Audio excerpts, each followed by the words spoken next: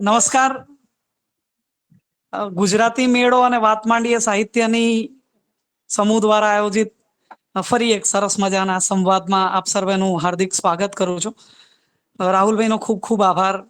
ગયા મહિને નવલકથા પર વાત કરવાનો મોકો મળ્યો ને આ વખતે મારા મિત્ર અને મારા ગુરુ એવા સુફિયાનભાઈનો પરિચય આપવાની તક મળી છે. જેમનું વ્યક્તિત્વ કેટલું મજાનું, જેમની પોતાના કાર્ય માટેની પ્રતિબદ્ધતા કેટલી અદ્ભુત અને જેમના વ્યક્તિત્વના ખુલ્લાપણા માટે ઘાયલના આ બે શેર ખરેખર ખૂબ સાર્થક છે. શબ્દની આર પાર જીવ્યો છું હું, બહુ ધારદાર જીવ્યો છું. શબ્દની આર પાર જીવ્યો છું હું, બહુ ધારદાર જીવ્યો છું. ને મધ્યમાં જીવવું કદી ન ફાવ્યું. મધ્યમાં જીવવું કદી ન ફાવ્યું. સદા બારોબાર જીવ્યો છું. આવા ક્યા વાત. ખુલ્લા વ્યક્તિત્વના ધણી અને એક નાના બાળક સાથે બાળક થઈ જાય, એક જ્ઞાની સાથે જ્ઞાની થઈ જાય એવા સુફિયાનજી વિશે ટૂંકમાં વાત કરું તો તેમનું શાળાય શિક્ષણ school for the blind Navrangpura Ashram રોડથી પૂર્ણ થયું. સ્કૂલ સમયથી જ અંગ્રેજીમાં રસ એટલે 12મું પાસ કર્યા પછી અંગ્રેજી સાહિત્યની ધારામાં ઝંપલાવ્યું ને એલડી આર્ટ્સ કોલેજમાંથી સ્નાતક થયા. સ્નાતક થયા એટલું જ નહીં, પાછા યુનિવર્સિટીના રેન્કર્સમાં નામ આવ્યું, મેડલિસ્ટ પણ ખરા. સ્નાતક થવાની સાથે સ્નાતક થવાની યાત્રામાં એક એવો જુનૂન જાગ્યો કે ભણાવવું છે, શીખીએ છે એ શીખવાડવું છે. આ વૃત્તિ આજ સુધી જારી છે, એ વાતનો ખરેખર આનંદ છે. તો સ્નાતક બાદ તેઓએ શ્રી સીએન વિદ્યાલય કોલેજથી બીએડ પૂર્ણ કર્યું. સાહિત્યનો રસ તેમને ખેંચતો રહ્યો સતત, એટલે એમાં ઊંડી ડૂબકી મારવા માટે ગુજરાત યુનિવર્સિટી કેમ્પસથી MA થયા. સાથે સાથે જે ભણવાની ભણાવવાની અધ્યયન અધ્યાપનની વૃત્તિ છે એણે એમને સતત આકર્ષિત કર્યા. એટલે ભણવાની સાથે સાથે એમણે સ્નાતક કક્ષાએથી જ સ્પોકન ઇંગ્લિશના ક્લાસીસ શરૂ કર્યા. અને ઘણા ગર્વ સાથે કહેવું પડે કે 50થી વધુ ગુજરાતમાં તેઓએ વિદ્યાર્થીઓ તૈયાર કર્યા છે કે જે અત્યારે ઘણું સારું ઇંગ્લિશ બોલી શકે છે. અંગ્રેજી ભાષાનો જેમની પાસે ઘણો સરસ મજાનો પરિચય છે અને અંગ્રેજીની જે માંગ છે એની અંદર સુફિયાનભાઈએ પોતાનું યોગદાન આપ્યું છે. તેમાંનો એક વિદ્યાર્થી હું પણ ખરો. અનુસ્નાતક બાદ તેઓ 1 વર્ષ સુધી ભરૂચ જિલ્લાના જંબુસરની શાળામાં, પ્રાથમિક શાળામાં કાર્યરત રહ્યા. હાલ તેઓ ચાણસ્મા કોલેજની અંદર એટલે HNG યુનિવર્સિટીની અંદર અંગ્રેજીના સહાયક અધ્યાપક તરીકે કાર્યરત છે. સુફિયાનભાઈના બહુમુખી વ્યક્તિત્વની એક બીજી વાત પણ જણાવું કે તેઓને કમ્યુનિટીમાં કંઈક નવું કરવાની ખૂબ ઈચ્છા પહેલેથી જ. એટલે પેલું જે પે બેક કરવાની જે વાત છે ને એ પહેલેથી જ કરી. પરિણામે તે 2016-17 આસપાસ Rotary Club Ahmedabad West Point જેવા ઓર્ગેનાઇઝેશન સાથે જોડાયા. પછી તેઓએ નાનકડો વિરામ લીધો ને પુનઃ 2024માં તેઓ Rotary Club of Ahmedabad West પોઇન્ટમાં વાપસી કરી કે જે પ્રજ્ઞાચક્ષુ વિદ્યાર્થીઓને પ્રજ્ઞાચક્ષુ મિત્રોને મંચ આપવાનો પ્રયત્ન કરે છે. પ્રથમ તેઓ ક્લબ સર્વિસ ડાયરેક્ટરની પદવી પર રહ્યા, ત્યારબાદ જોઈન્ટ સેક્રેટરીની પદવીને શોભાવી ને હાલ તેઓ રોટરી ક્લબ અમદાવાદ વેસ્ટ પોઇન્ટના સેક્રેટરી તરીકે કાર્યરત છે અને ક્લબને એક નવી દિશા આપવાનો પ્રયત્ન કરી રહ્યા છે. કમ્યુનિટીની અંદર એક નવો દીપક પ્રજ્વલિત કરવાનો પ્રયત્ન કરી રહ્યા છે. આવા મહાન વ્યક્તિત્વની વાત કરવાની થાય તો કલાકોના કલાકો ઓછા પડે, એ તમે ને હું જાણીએ છીએ. પણ વાત કરવાની છે આજે સટોરી વિશે, નિમિત્ત ઓઝા વિશે, તો સુફિયાનભાઈ સાથે સંવાદ કરવાની કેવી મજા આવે એ આવો આપણે તેમની સાથે જોડાઈને માણીએ. Thank you.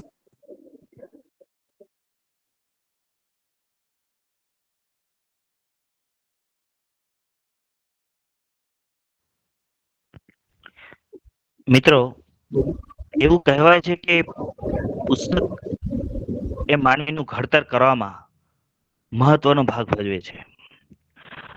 સુફિયાને જ્યારે મેં થોડા દિવસ પહેલા વાત કરી કે ભાઈ આવા એક પુસ્તક વિશે તારે કોઈ અંગ્રેજી પુસ્તક, કારણ કે અંગ્રેજીનો અધ્યાપક છે, એટલે પહેલા તો મેં એવી ઈચ્છા વ્યક્ત કરી કે કોઈ ઇંગ્લિશના સરસ પુસ્તક વિશે વાત કર. એટલે એને મેં કહ્યું કે એ તો હું ચોક્કસ વાત કરીશ, પણ હું કોઈક હમણાં જે મેં વાંચેલા એવા કોઈ પુસ્તક વિશે અત્યારે વાત કરું તો મેં કીધું એનો તો એક આનંદ ઓર જ હોય. નિમિત્ત ઓઝાને લગભગ બધા જાણતા જ હશો. ઘણા બધા એમના મેગેઝિનમાં એના આર્ટિકલ આવતા હોય છે, બ્લોગ પણ ચલાવે છે. ફેસબુક ઉપર પહેલા ઘણા બધા મેં આર્ટિકલ્સ વાંચેલા છે. દિવ્ય ભાસ્કર પર પણ એમની કોલમ આવે છે. એમનું એક પુસ્તક જેમની ભાઈ સુફિયાન આજે વાત કરવાનો છે, સટોરી. આ સટોરી શબ્દ આપણે સાંભળીએ એટલે આપણને પેલું સટ્ટો યાદ આવે. અત્યારે સટ્ટાનો શું કહેવાય જમાનો આવી ગયો છે. હા? ઘણી બધી એડ એવી આવતી રહે છે. બંધ બારણે સટ્ટા ચાલતા હોય છે, પણ આ સટોરી, અનાળી, જુગારી આવું તો બધું બહુ સાંભળ્યું, પણ આ સટોરી કઈક જુદું નામ લાગે આપણને. શું હશે ખબર નહીં સટોરીમાં, કારણ કે મેં પણ નથી વાંચેલું. તમે પણ કદાચ ઘણા મિત્રો નહીં વાંચેલું આ પુસ્તક. તો આવો, વધારે વાત ન કરતા હું વિનંતી કરીશ ભાઈ સુફિયાન વોરાને કે આ સટોરી પુસ્તક વિશે વાત કરે. સુફિયાન. મારો અવાજ આવે છે? હા હા આવે છે સુફિયાનભાઈ. ઓકે, અને વિડીયો દેખાતો હશે એવી આશા.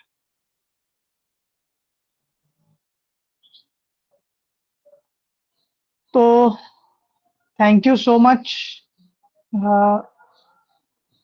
ગુજરાતી મેળોના તમામ પદાધિકારીઓનો, કે જેમણે અહીંયા મને તક આપી કે હું જે કંઈ મને ખબર પડી છે પુસ્તકમાં એ રજૂ કરું. અને બહુ ભારે ભરખમ પરિચય આપવા બદલ રાજનો પણ આભાર. તો વધારે સમય આભારમાં નહીં કાઢું, આપણે મુખ્ય વિષય પર જ આવીએ. તો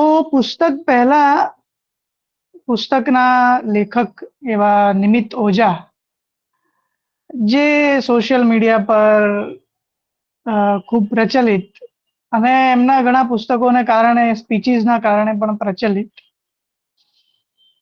એમણે ઘણા પુસ્તકો લખ્યા છે, જેમાં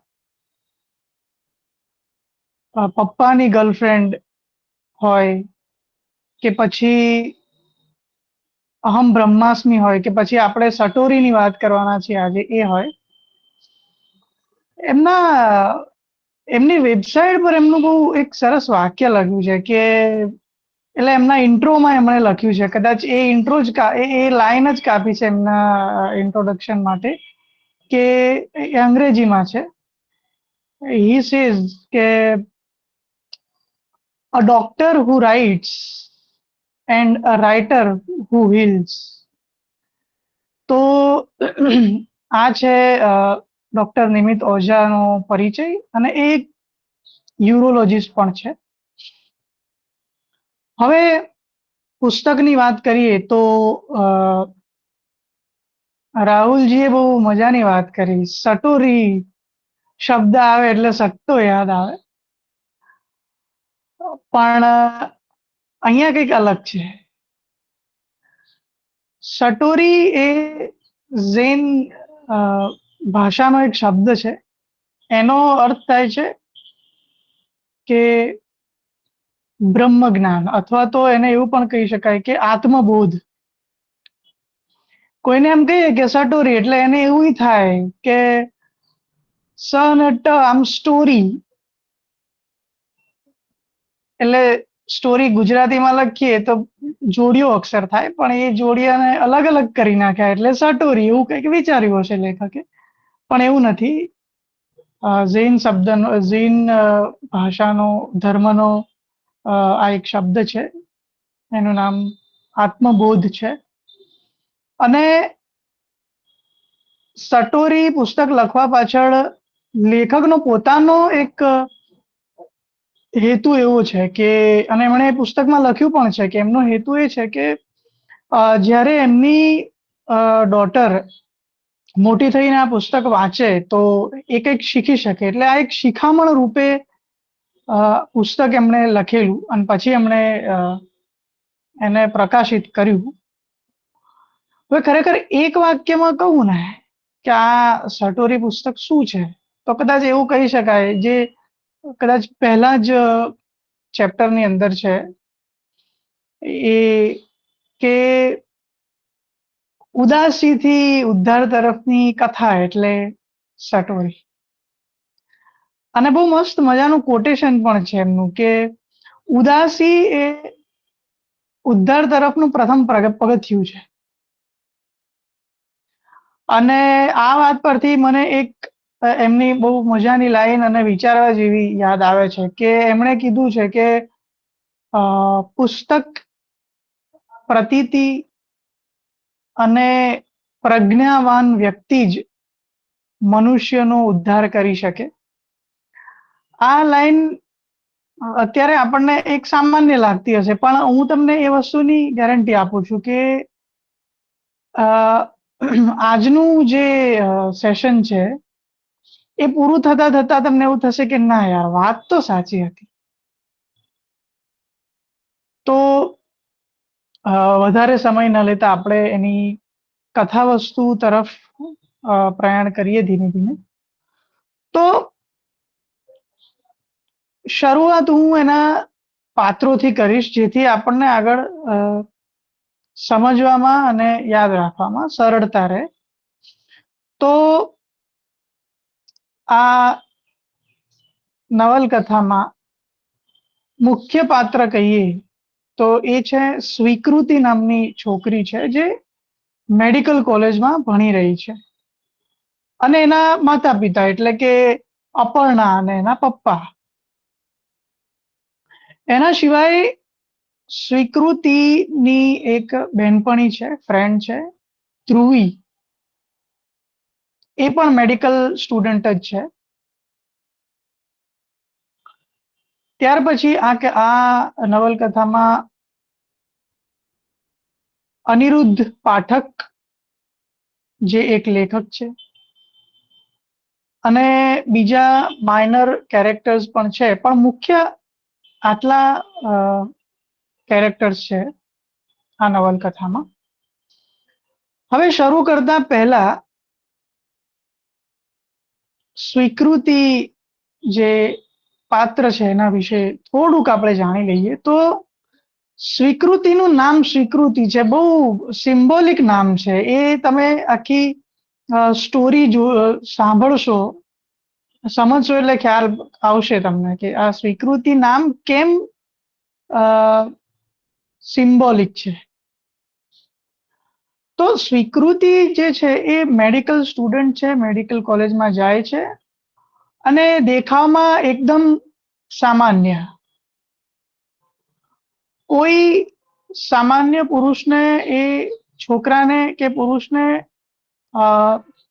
આકર્ષિત કરી શકે એવી એના શરીરમાં ક્ષમતા નથી, એવું સ્વીકૃતિનું માનવું છે. અને સ્વીકૃતિનું શરીર પણ સામાન્ય કરતા થોડું વધારે જાડું પણ છે, બોડી વધારે છે. અને એ હંમેશા એમની જાતને બીજા સાથે સરખામણી કરે છે, જે સ્વીકૃતિ છે એ. તો આ એક બેસિક બેકગ્રાઉન્ડ છે સ્વીકૃતિના વ્યક્તિત્વનું. હવે આપણે શરૂ કરીએ છીએ. તો 25 ચેપ્ટર્સમાં આ ડિવાઇડેડ થયેલી છે નવલકથા. પહેલા જ ચેપ્ટરની અંદર શરૂઆત કંઈક એવી છે કે સવાર પડી છે અને સ્વીકૃતિ જે છે એ એક રાત એના સુયશ નામનું એક પાત્ર છે, એ સ્વીકૃતિનો નવો મિત્ર છે. તો સુયશ અને સ્વીકૃતિ એ બંને એક રાત હોટલમાં પસાર કરી અને હોટલના રૂમની બહાર નીકળે છે. સુયશ જે છે એ પહેલેથી જ એના કામે જતો રહ્યો હોય છે, પણ સ્વીકૃતિ હવે નીકળે છે અને સ્વીકૃતિ જે છે એ બહાર નીકળી અને એ પોતાની એક્ટિવા પર બેસે છે અને ત્યાં એક જ દમ એ પહેલા વોટ્સએપ, ફેસબુક, ઇન્સ્ટાગ્રામ આવી અલગ અલગ સોશિયલ મીડિયાની એપ્લિકેશન્સ એ સ્ક્રોલ કરે છે, જોવે છે, મેસેજીસ કરે છે. એના પાછળનું કારણ એ હોય છે કે એક રાત વિતાવ્યા પછી સુયશ જોડે એ સ્વીકૃતિ જે છે એ પોતાનામાં એક ખાલીપો અનુભવે છે, એકલતા અનુભવે છે. એને એવું લાગે છે કે મારી જોડે કોઈ નથી, મને સ્વીકારવા વાળું કોઈ નથી, મને ગણમાડવા વાળું કોઈ નથી. તો આવા બધા વિચારો એને આવતા હોય છે અને એવી પરિસ્થિતિમાં એ અલગ અલગ સોશિયલ મીડિયાની એપ્લિકેશન્સ સ્ક્રોલ કરે છે. ત્યાર પછી એને ખૂબ દુઃખ થાય છે કે એને સુયશ નામનો જે છોકરો છે એ એકદમ સામાન્ય છોકરો છે અને સુયશ પાસે એને એક રાત હોટલમાં વિતાવી એ માત્ર એટલા માટે વિતાવી કે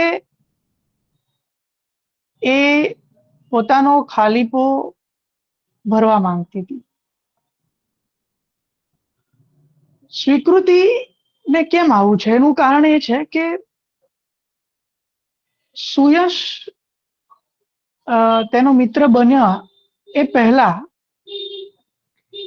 આદિત્ય નામનો બોયફ્રેન્ડ હતો સ્વીકૃતિનો. તો એને છોડીને જતો રહે છે અને એ પછી આ એકલતા અનુભવાય છે અને એના પરિણામે હોટલમાં જે ઘટના ઘટી એ ઘટી. હવે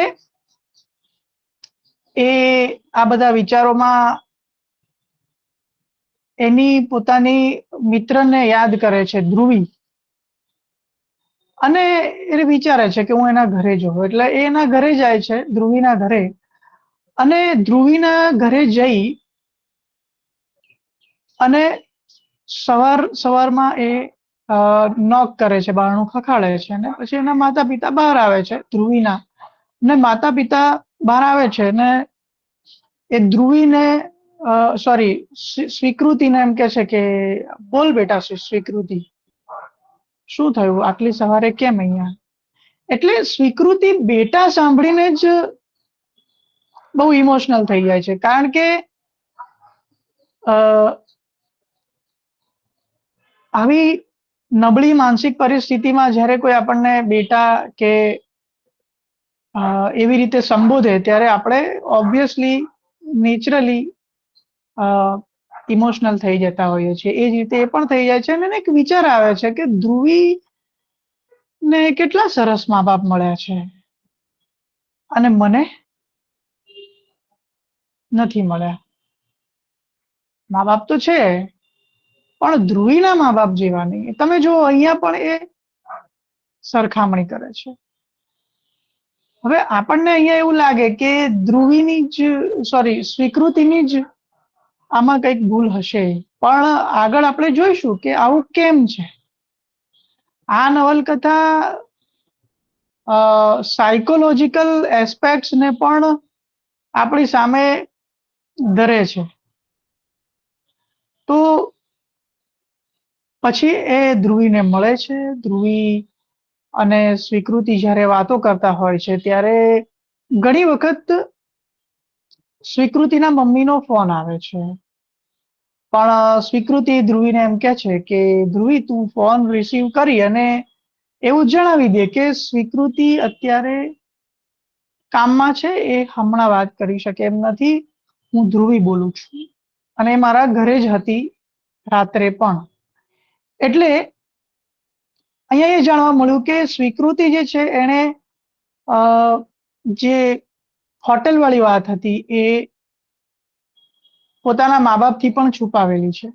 એટલે ધ્રુવી વિચાર્યા વગર ફોન રિસીવ કરી અને સ્વીકૃતિના મમ્મીને જે કહેવાનું હતું એ કહી દે છે. પછી સ્વીકૃતિ ખૂબ જ રડે છે અને એ દરમિયાન એ બધી જ વાત ધ્રુવીને કહી દે છે. ધ્રુવી એટલી સારી મિત્ર કે એ સ્વીકૃતિને જજ કર્યા વગર એને કહે છે કે ચિંતા ના કરીશ, આ પરિસ્થિતિમાંથી તું બહાર આવીશ, જરૂર આવીશ. એટલે એક એને સહારો આપે છે.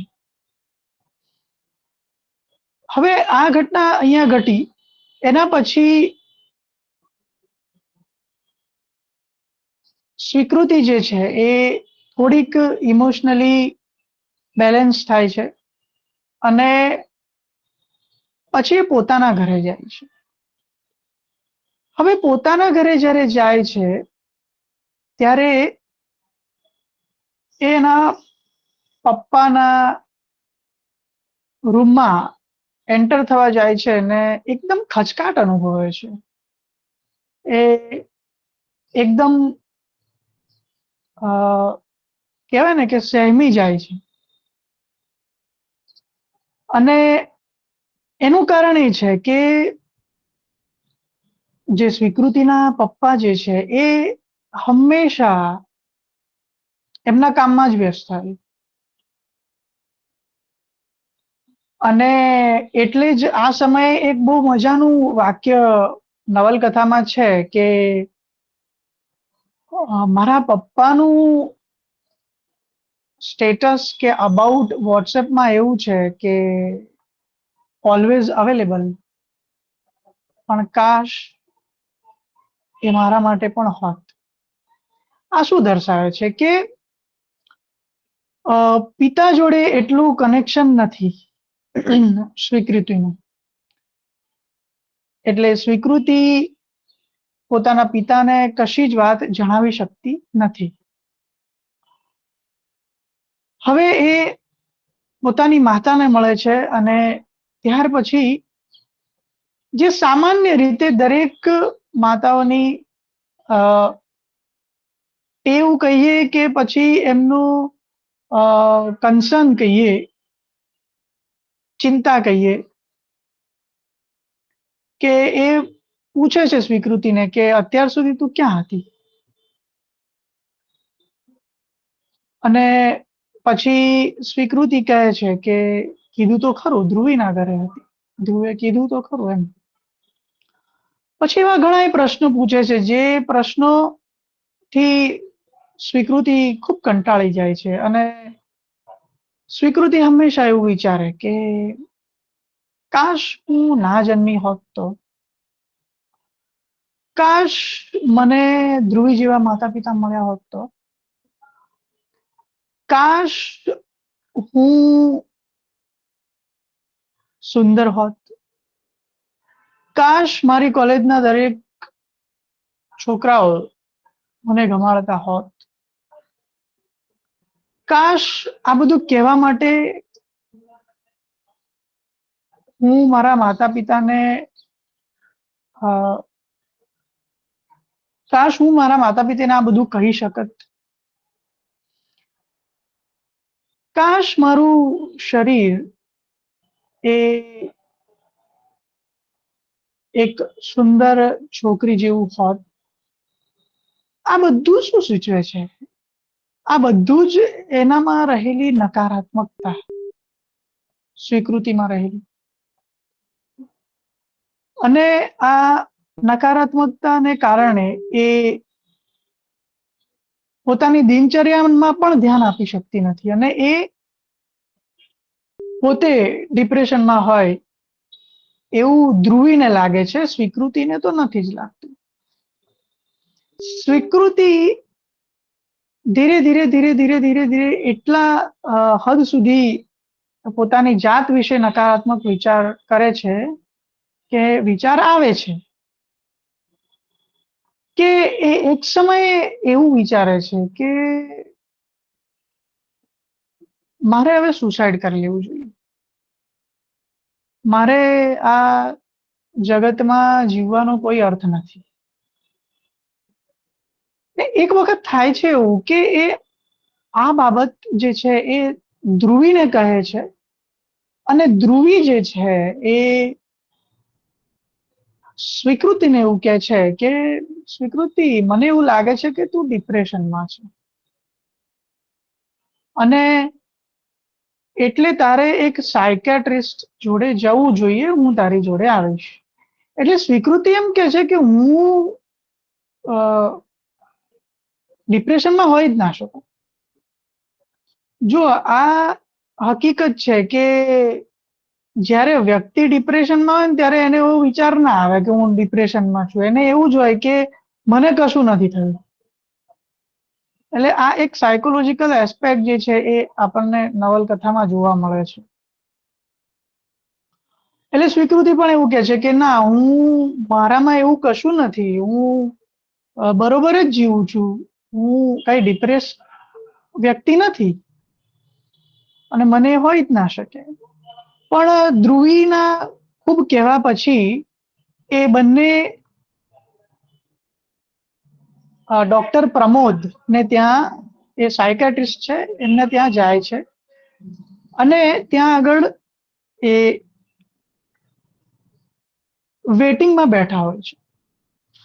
હવે નવલકથાનો આ જે ભાગ છે, આ જે ઘટના છે એ બહુ અગત્યની છે કે એ જાય છે સાયકેટ્રિસ્ટ જોડે, અને બંને ધ્રુવી અને સ્વીકૃતિ બેઠા હોય છે વેટિંગ એરિયામાં, અને એમના પછી એક બીજા એક ભાઈ પણ બેઠા હોય છે. આ સમય દરમિયાન જે પેલા ભાઈ બેઠા હોય છે એ કમ્પાઉન્ડર ને પૂછે છે કે કેટલી વાર, એટલે એ એવું કે છે કમ્પાઉન્ડર કે આ બે પેશન્ટ છે, એમના પછી તમારો વારો. એટલે બે એટલે કોણ? સ્વીકૃતિ અને ધ્રુવી.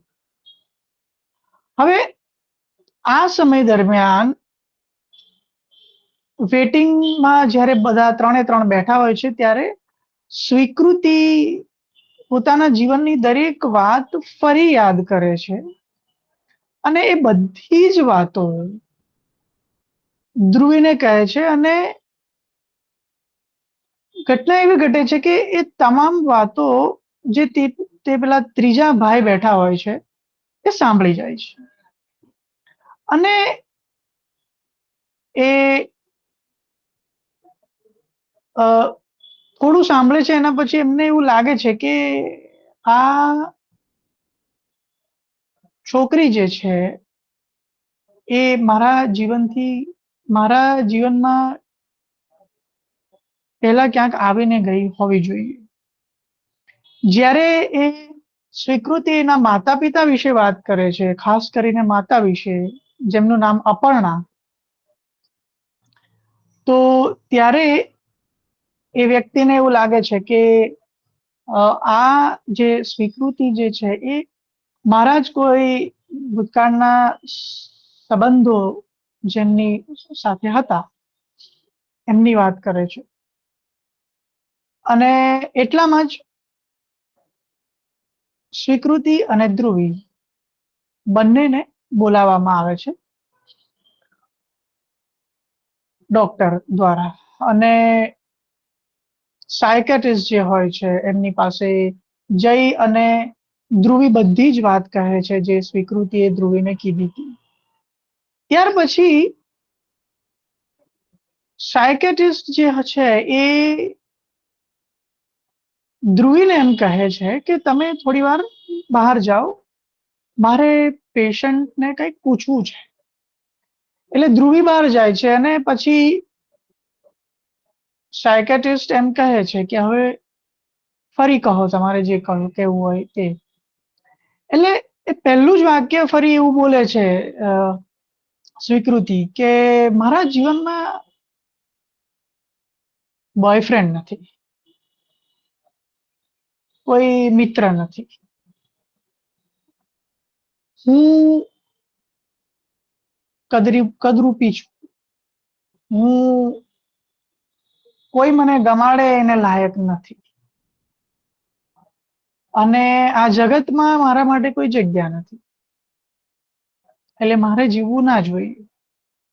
એટલે સાયકેટ્રિસ્ટને એવો ખ્યાલ આવે છે કે આ જે છે એ ડિપ્રેશનના શિકાર છે, અને એ હદ સુધી ડિપ્રેસ્ડ કે સાયકેટ્રિસ્ટને એવું લાગે છે કે આમને અહીંયા એડમિટ થવું જોઈએ, પણ એ પેશન્ટ એટલે કે સ્વીકૃતિને કહેતા નથી કે તમારે અહીંયા એડમિટ થવું પડશે. એટલે એ સ્વીકૃતિને બહાર જવા કહે છે અને ધ્રુવીને અંદર આવવા કહે છે. ત્યાર પછી તે ડોક્ટર જે છે એ ધ્રુવીને જણાવે છે કે જે સ્વીકૃતિ જે છે એમને ખૂબ સિવિયર ડિપ્રેશન છે અને એમને હોસ્પિટલમાં દાખલ થવાની જરૂર છે.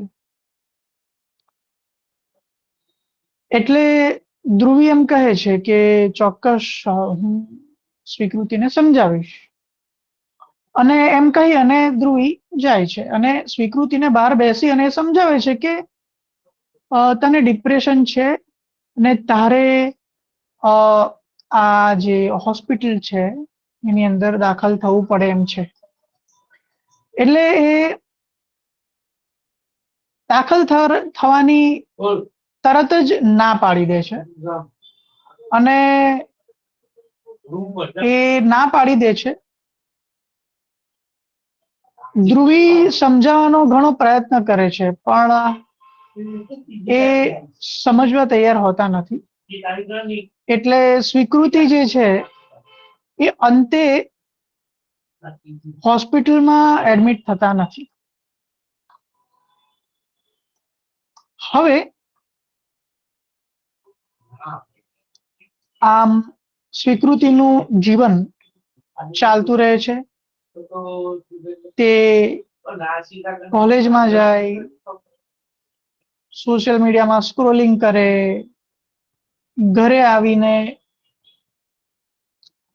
પોતાની જાતને એકલી અનુભવે, અને એના કારણે એ અલગ અલગ એપ્લિકેશન્સ પર અલગ અલગ વ્યક્તિઓને મેસેજીસ કરે, જેથી એ કોઈકની સાથે વાત કરી શકે. પણ આવું કશું જ થતું નથી. એક એવું પણ થાય છે કે ઘણીવાર સ્વીકૃતિ ખૂબ ખુશ થઈ જાય ને ઘણીવાર એકદમ ડાઉન થઈ જાય, પોતાની જાતને ઘૃણા કરવા લાગે. વોટ્સએપમાં કે ઇન્સ્ટામાં ઘણા બધા મેસેજીસ કરેલા હોય, કોઈ નોટિફિકેશન આવે એટલે એને એવું થાય કે ફલાણા વ્યક્તિએ મને જવાબ આપ્યો હશે, એમ ખુશ થઈ જાય. અને એ ખુશી એટલા સમય સુધી જ રહે કે જે સમય સુધી એમને ખબર ન પડે કે ના, આ તો નોટિફિકેશન બીજી કંઈક છે, મને કોઈ જવાબ આપ્યો નથી. એટલે ટૂંકમાં કહીએ તો હવે સ્વીકૃતિની ખુશી અને એમનું દુઃખ એ અન્ય વ્યક્તિઓ પર ડિપેન્ડેડ થઈ ગયું. અન્ય વ્યક્તિઓ મેસેજ કરે તો ખુશ, ના કરે તો ના ખુશ. એટલે આવું ચાલતું રહ્યું. અને એક વખત થયું એવું કે મેડિકલ કોલેજની અંદર જ્યારે સ્વીકૃતિ ક્લાસમાં બેઠી હોય છે, દરેક વિદ્યાર્થી લેક્ચર પર ધ્યાન આપતા હોય છે, નોટ્સ લખતા હોય છે, પરંતુ સ્વીકૃતિ શારીરિક રીતે ક્લાસમાં હોય છે, પણ માનસિક રીતે એ હજુ આદિત્યની યાદ અને સુયશ જોડે ઘટેલી ઘટના જે શરૂઆતમાં પહેલા ચેપ્ટરમાં છે એના વિશે જ એ જ વિચારોમાં, પોતાના શરીરના વિચારોમાં, પોતાના દેખાવના વિચારોમાં, પોતાના મા બાપના વિચારોમાં, અને એ સમયે એને સૂજે છે કંઈક, અને એ પોતાની નોટનું જે લાસ્ટ પેજ હોય છે ત્યાં એવું લખે છે કે આજુબાજુના તમામ લોકો ઊંઘી રહ્યા છે અને માત્ર હું જ જાગી રહી છું. હવે આ વાક્ય સ્વીકૃતિએ કેમ લખ્યું એ કદાચ આપણને આગળ ખબર પડશે, પણ લખ્યું. ત્યાર પછી ધ્રુવી અને સ્વીકૃતિ બંને એક વખત કોલેજ કેમ્પસની બહાર કેફેમાં જાય છે અને ત્યાં એમને એવી જાણ મળે છે કે આ કેફેની અંદર એક લેખક છે જે બહુ મજાની ઓફર લાવ્યા છે અને એ લેખકનું નામ છે અનિરુદ્ધ પાઠક. હવે આ લેખકની ઓફર સાંભળો તમે. લેખકની ઓફર એ છે કે તમને લેખક વાર્તા કહેશે અને તમે સાંભળશો પૂરેપૂરી વાર્તા તો તમને એ સ્ટોરી વાર્તા સાંભળવાના 1000 રૂપિયા મળશે. આટલું જ નહીં, પણ જો તમે સ્ટોરી કહો છો અને તમારી સ્ટોરી લેખકને પસંદ આવે છે તો તમને એ 3000 આપશે. એટલે સ્ટોરી માત્ર સાંભળવાના 1000 અને સ્ટોરી તમે કહો અને એ લેખકને પસંદ આવે તો એના કેટલા 3000 રૂપિયા. એટલે સ્વીકૃતિને એકદમ આમ ચમકારો થાય છે મગજમાં કે મારે પૈસાની પણ જરૂર છે અને બોયફ્રેન્ડની પણ. કદાચ આ લેખક એ પૂર્તિ કરી શકે અને સ્વીકૃતિ એવું પણ ઈચ્છે છે કે એ 10,000 રૂપિયા ભેગા કરી અને એ પોતાના શરીર ઉપર એક સર્જરી કરાવશે જેથી એની દેહાકૃતિ આકર્ષક બનશે. એટલે સ્વીકૃતિ ધ્રુવીને કહે છે કે મારે આમાં જવું છે, મારે વાર્તા સાંભળવી છે, મારે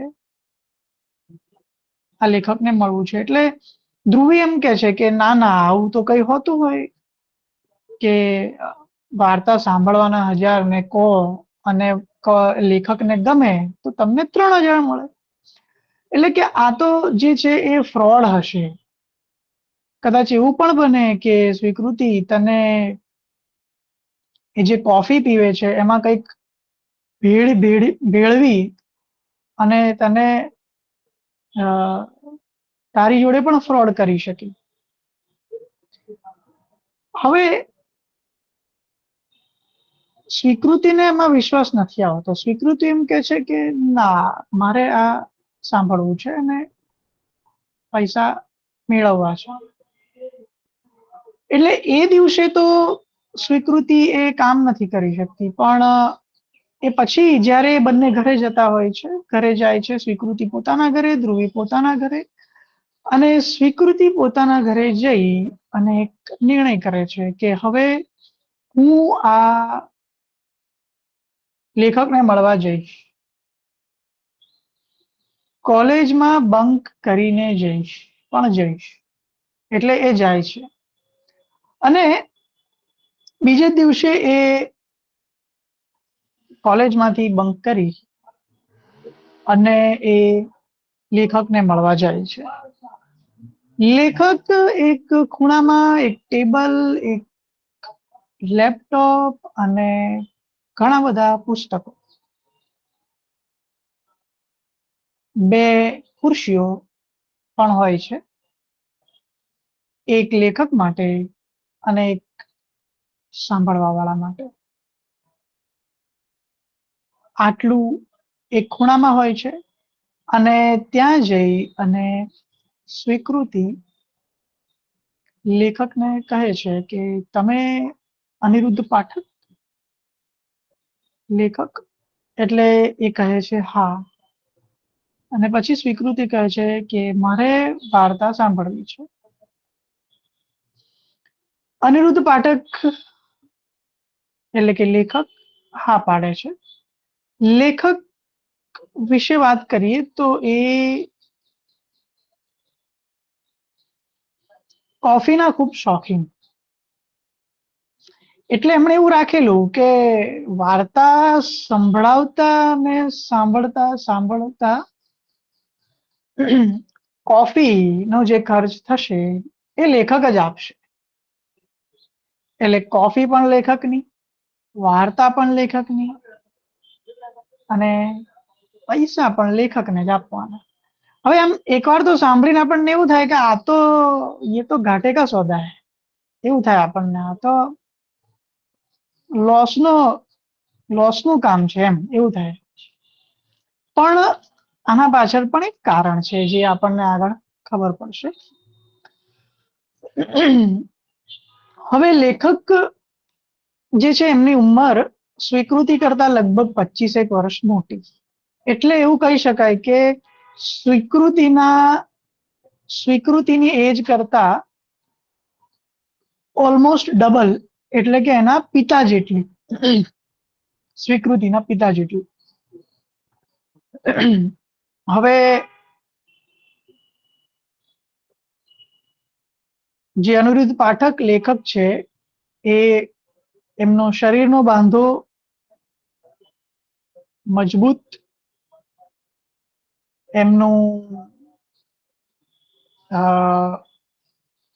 શરીર પણ આકર્ષક, જે સ્વીકૃતિને પસંદ પણ આવે છે.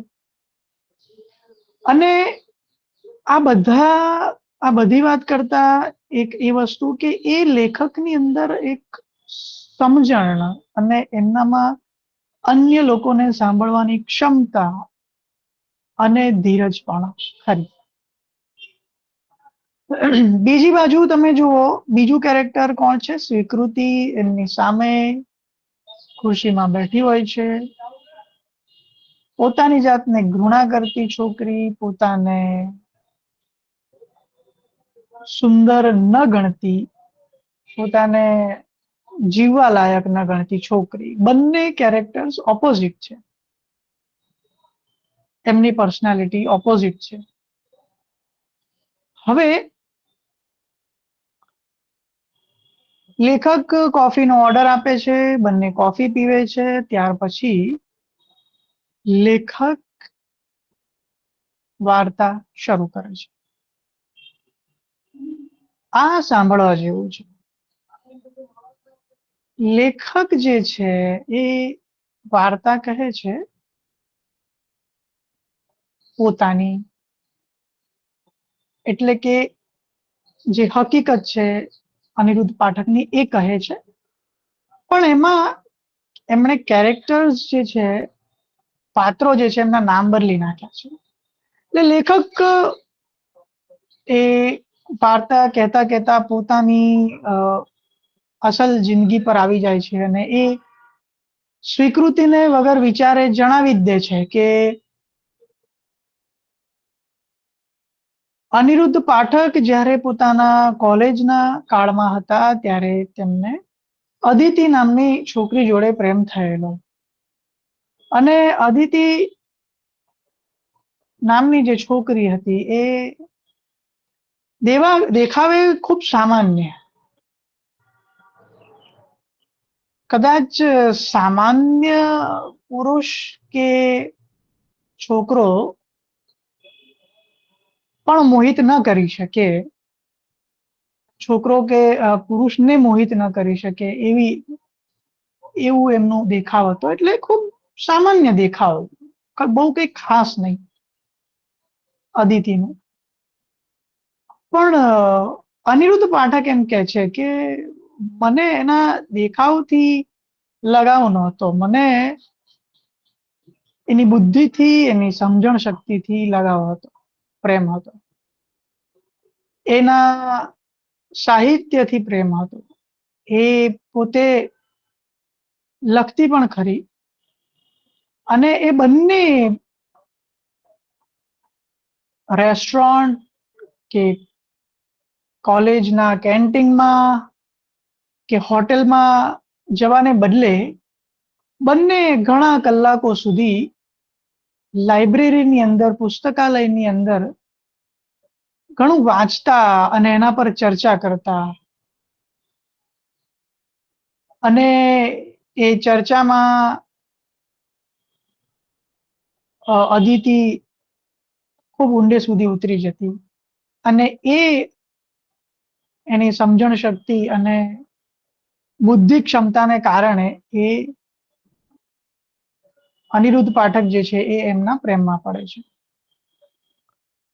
પરંતુ બન્યું એવું કે પારિવારિક કારણોસર અદિતિ જે છે એ અનિરુદ્ધ પાઠક સાથે સંબંધો ચાલુ રાખી શકતી નથી, એટલે એમના સંબંધનો અંત આવે છે. અને એ સમયે જે લેખક છે એ ખૂબ એકલતા અનુભવે છે, ખાલીપો અનુભવે છે, પોતાની જાતને ધિક્કારવા લાગે છે, પોતાને જીવવા લાયક ગણતા નથી. હવે જુઓ, સેમ પરિસ્થિતિ સ્વીકૃતિની હતી, અહીંયા સેમ પરિસ્થિતિ સ્વીકૃતિની છે, અને અહીંયા સેમ પરિસ્થિતિ જે છે એ અનિરુદ્ધ પાઠકની છે, હતી કોલેજ કાળમાં. હવે આ સમય દરમિયાન લેખક પોતાનું લેખન વાંચનનું કાર્ય, અભ્યાસનું કાર્ય એ સરખી રીતે કરી શકતા નથી. ત્યારે તો લેખક નહોતા, ત્યારે લેખક અનિરુદ્ધ પાઠક હતા. એટલે અનિરુદ્ધ જે છે એ પોતાની દિનચર્યા પણ સરસ રીતે કરી શકતા નહોતા, અને એ સમયે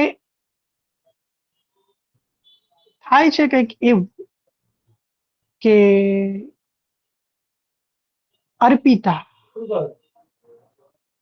અર્પિતા નામની છોકરી એમના જીવનમાં ફરી આવે છે. અર્પિતા નામની છોકરી એમના જીવનમાં આવે છે. હવે અનિરુદ્ધને અર્પિતાની બુદ્ધિ ક્ષમતા ને સમજણ શક્તિ ને બધી જ ખબર હતી કે એ એકદમ સામાન્ય છે, પણ એની સુંદરતા આખી કોલેજમાં વખણાતી. દરેક છોકરો ઈચ્છતો કે અર્પિતા સાથે એના સંબંધ હોય, પણ અર્પિતા જે છે એ અનિરુદ્ધ જે છે એમને ગમાડતી, કારણ કે અનિરુદ્ધ જે છે એ ખૂબ બુદ્ધિશાળી. હવે લેખક અહીંયા પોતાની વાર્તા સ્ટોપ કરે છે, આટલું જ કહે છે,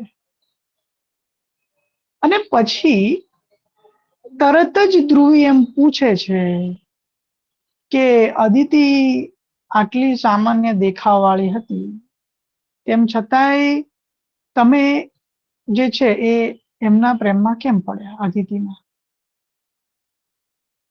અને ત્યારે એક બહુ મસ્ત મજાનું વાક્ય આ નવલકથામાં છે, આ સમયે, આ ઘટના દરમિયાન, કે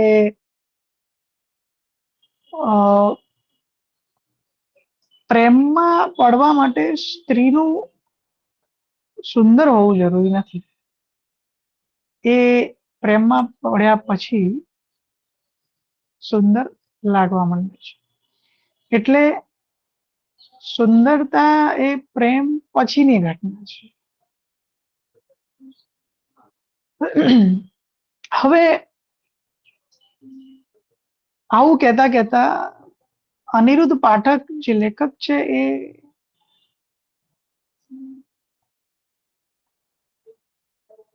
₹1000 ધ્રુવીને આપે છે. સાથે સાથે એ ધ્રુવીને એમ કહે છે કે હવે તું જઈ શકે છે. અને ત્યારે ધ્રુવીને એવું થાય છે કે મારે પણ વાર્તા કહેવી છે, એટલે એવું કહે છે કે મારે વાર્તા કહેવી છે. શરૂઆતમાં તો ધ્રુવે એવું વિચારેલું કે હું ચેટ જીપીટી માં કે એવી રીતે વાર્તા બનાવી અને પછી એ કહી દઈશ. ગમશે તો ઠીક, નહીં ગમે તો આપણા પૈસા તો 1000 તો મળવાના જ છે, ગમશે તો 3 મળશે. પણ એ સમયે સ્વીકૃતિ અ, એવું વિચારે છે કે હું પોતાની જ વાત કહીશ. અને સ્વીકૃતિ જે પોતાના જીવન દરમિયાન જે આદિત્ય, સુયશ, પોતાના મા બાપ, આ બધા જ વિશે જેટલું દુઃખ હતું, જેટલી દુઃખી વાતો હતી, એ બધી જ કહી દે છે અનિરુદ્ધ પાઠકને. અને અનિરુદ્ધ પાઠક પછી એક જ વાક્ય બોલે છે કે હું તને જજ નહીં કરું. અને પછી અનિરુદ્ધ પાઠકને સ્વીકૃતિ એવું કહે છે કે મારે તમને હગ કરવો છે, અને એ એની પરવાનગી પણ આપે છે. તે દરમિયાન અનિરુદ્ધ પાઠક જે છે એ સ્વીકૃતિને સમજી જાય છે કે આ સ્વીકૃતિ જે છે એને કોઈક વ્યક્તિની જરૂર છે, સાથની જરૂર છે, અને તે ડિપ્રેશનમાં છે. હવે થાય છે એવું કે અનિરુદ્ધ પાઠક એવું કહે છે કે હું તને એક કોરો કાગળ આપું છું, તારે અહીંયા જ બેસવાનું છે, તારે મોબાઈલ મને આપી દેવાનો છે. 1 કલાક પછી હું 1 કલાક સુધી મોબાઈલ મારી પાસે રાખીશ, અને તે દરમિયાન હું અહીં નહીં રહું, ક્યાંક જતો રહીશ.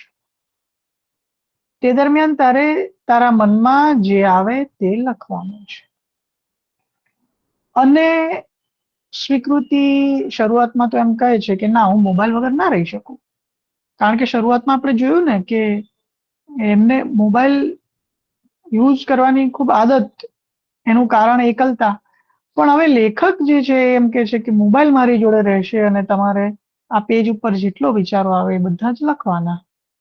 એટલે શરૂઆતમાં એ તૈયાર થતી નથી, પણ પછી એ એક્સેપ્ટ કરે છે કે વાંધો નહીં. અને પછી 1 કલાક સુધી એ જે મગજમાં આવે તે બધું જ લખે છે.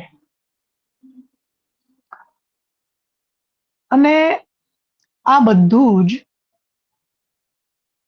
ખૂબ તલ્લીનતાથી, ખૂબ ધ્યાનપૂર્વક એ કરે છે. અને આ બધી જ ઘટના જે છે 1 કલાક સુધીની, એ લેખક જે છે એ કેફેની ઓફિસના કેમેરામાં જોતા હોય છે. અને 1 કલાક પછી કેફેના મેનેજરને મોબાઈલ આપી અને ધ્રુવીને આપવા કહે છે. અને તે ત્યાંથી નીકળી જાય છે અને કહેતા જાય છે કે ધ્રુવીને એવું જણાવવું, સ્વીકૃતિને એવું જણાવવું કે લેખક જે છે એ 1 કલાકથી તમને જોઈ રહ્યા હતા, અને તમારે લેખન કાર્ય જે છે એ ચાલુ રાખવું જોઈએ, અને તે તમામ લખાણ જે છે એ એક ફાઇલમાં સાચવી રાખવા. અને આ બધી વાત મેનેજર જે છે એ સ્વીકૃતિને કહે છે જઈને, અને મોબાઈલ પણ આપી દે છે. હવે આ દરમિયાન થાય છે એવું કે સ્વીકૃતિ ઉતાવળમાં પોતાની જવા માટે પોતાની બેગ જે છે એ ત્યાં જ ભૂલી જાય છે. હવે આ બેગ ત્યાં જ ભૂલી જાય છે, પણ એ પોતાના ઘરે જાય છે. પોતે એક પોઝિટિવિટી અનુભવે છે કે આજે મને કોઈક એવું મળ્યું કે જે સાંભળે, મને સમજે, અને એમ કરતા કરતા કરતા એ 20 દિવસ સુધી લેખક ની વાર્તા સાંભળે ને પૈસા લે, એવી રીતે 20 દિવસ થયા. આ 20 દિવસ દરમિયાન એ બંને વચ્ચે પોતાના એકબીજાના નંબર્સ ની આપલે થાય છે. સ્વીકૃતિ ઘણી વખત મેસેજ કરે, પણ લેખકે એકવાર એવું કીધેલું કે તમે મને મેસેજ કરો એનો વાંધો નથી, પણ જો મેસેજની ભાષા અને લખાણ મને ગમ્યું તો જ હું એનો રિસ્પોન્સ કરીશ. એટલે સ્વીકૃતિ એમ કહે છે કે સારું. હવે સ્વીકૃતિને જ્યારે મેસેજ કરવા હોય ત્યારે એ વિચારે કે હું એવું શું લખું કે જે લેખકને ગમે. હવે તમે જુઓ, પહેલા સ્વીકૃતિ પોતાની જાતને ઘૃણા કરતી હતી, પોતાની જાતને અક્ષમ ગણતી હતી. હવે એ જ સ્વીકૃતિ જે છે એ કોઈકને મેસેજ કરવા માટે, સારું લખાણ લખવા માટે પોઝિટિવ વિચારો કરે છે કે સારું લખાણ કઈ રીતે લખી શકાય, સારા શબ્દો યુઝ કઈ રીતે કરી શકાય. એટલે ઘણીવાર એવું પણ થાય કે સ્વીકૃતિ મેસેજ કરતી હોય અને જવાબ ના આપે, એટલે સ્વીકૃતિ સમજી જાય કે લખાણ મારું ઉત્તમ નથી. ઘણીવાર જવાબ આવે પણ ખરો. આ દરમિયાન એક બહુ મજાનું વાક્ય નિમિત ઓઝા લખે છે, અને આમ આપણને લાગતું હોય એવું લાગે કે ઘણીવાર એવું થાય કે વોટ્સએપમાં કોઈકના રિપ્લાય આપવામાં એટલો આનંદ નથી થતો, કોઈના રિપ્લાય આવવામાં એટલો આનંદ નથી થતો જેટલું એનું ટાઈપિંગ વાંચીને થાય છે. એટલે પેલું હોય ને ટાઈપિંગ, એવું લખેલું આવે જ્યારે ટાઈપિંગ કરતા હોય ત્યારે. અને જ્યારે આવું બને ત્યારે સમજી લેવું કે એન્ડ ટુ એન્ડ ઇન્ક્રિપ્શન થઈ ગયું છે. તો આવી રીતે 20 દિવસ પસાર થાય છે. એક દિવસ ઘટના એવી ઘટે છે કે વાતચીત કરતા કરતા અનિરુદ્ધ પાઠક જે છે એકદમ વોમિટિંગ કરે છે, અને પછી એ દવાખાને પણ જાય છે. અને એ દિવસ પછી ધ્રુવીને લેખક મળતા નથી, પણ આ 20 દિવસ દરમિયાન જે સ્વીકૃતિ જે છે, સોરી હું સ્વીકૃતિની જગ્યાએ ધ્રુવી બોલી જાઉં છું, સ્વીકૃતિ જે છે એ પોતાની જાતને એટલી સક્ષમ બનાવી દીધી હોય છે કે એ હવે કંઈક ખરાબ ઘટના ઘટે તો એ વિચલિત થઈ જતી નથી, એ લખે છે. અને એટલે એ લેખકના જવાથી બહુ વિચલિત થતી નથી. હા, એ પ્રયત્ન ચોક્કસ કરે છે જાણવાનો કે ક્યાં ગયા હશે, અને ચિંતા ચોક્કસ થાય છે કે એમને શું થયું હશે. એ મેસેજીસ ચોક્કસ કરે છે કે ક્યાં છો, ક્યારે મળશો. એ ફોન કરે છે પણ સ્વિચ ઓફ આવે છે. હવે આ સમય દરમિયાન કોલેજમાં ખબર પડે છે કે ધ્રુવી આટલા દિવસથી કોલેજ આવતા નથી, અને એટલે સ્વીકૃતિ, અને એટલે જ સ્વીકૃતિને જે છે એ કોલેજ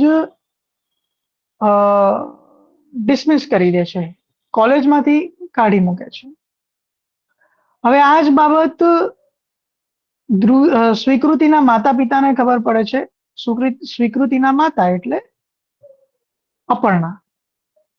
એટલે અપર્ણા ખૂબ સમજાવવાનો પ્રયત્ન કરે છે સ્વીકૃતિને, અને એ દરમિયાન સ્વીકૃતિ બધી જ વાત, અનિરુદ્ધની વાત, અનિરુદ્ધથી પોતાને લગાવ થઈ ગયો છે, અનિરુદ્ધને પોતે ચાહે છે, બધું જ પોતાની માતાને કહે છે. અને ત્યારે અપર્ણા સમજાવવાનો પ્રયત્ન કરે છે કે એ જે લેખક છે એ તારા કરતા ખૂબ મોટા છે, એટલે જે તું ઈચ્છે છે એ કદાચ શક્ય નથી.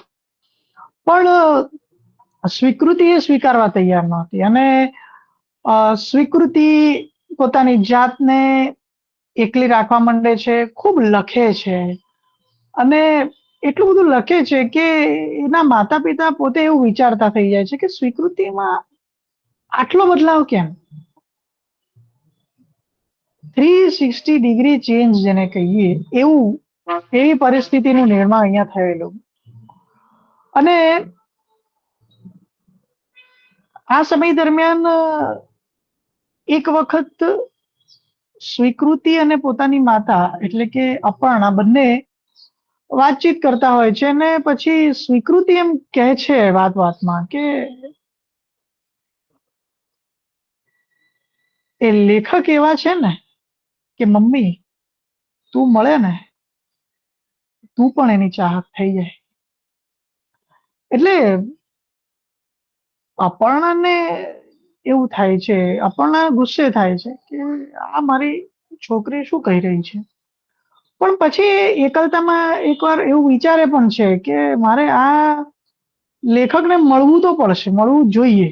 હું જાણું કે આ ફ્રોડ છે કે હકીકત છે, એ લેખક કોણ છે, ક્યાંથી આવે છે, એનો ઉદ્દેશ શું છે.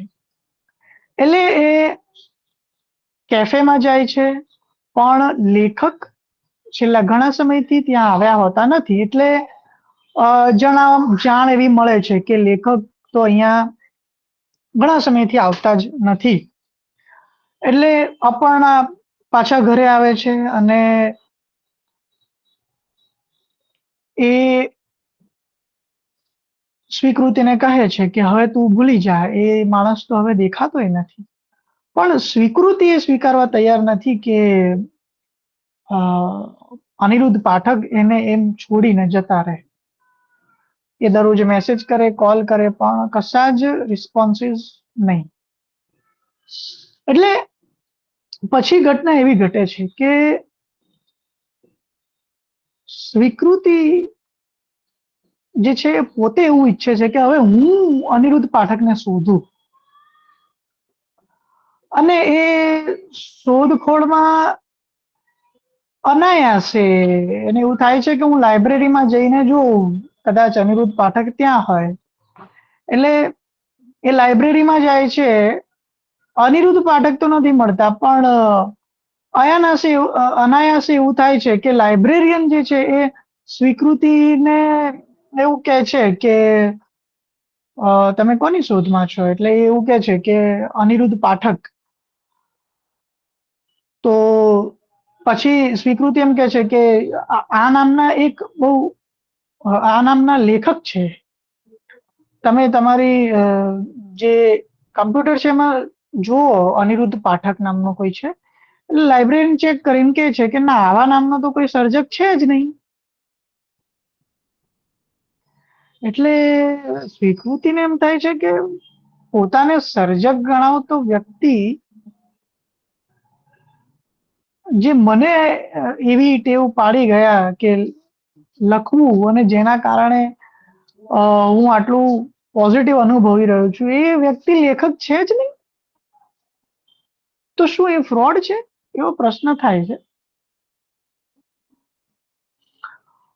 પછી લેખક તો નથી મળતા, પણ લાઇબ્રેરિયન એવું કહે છે કે તમે પુસ્તક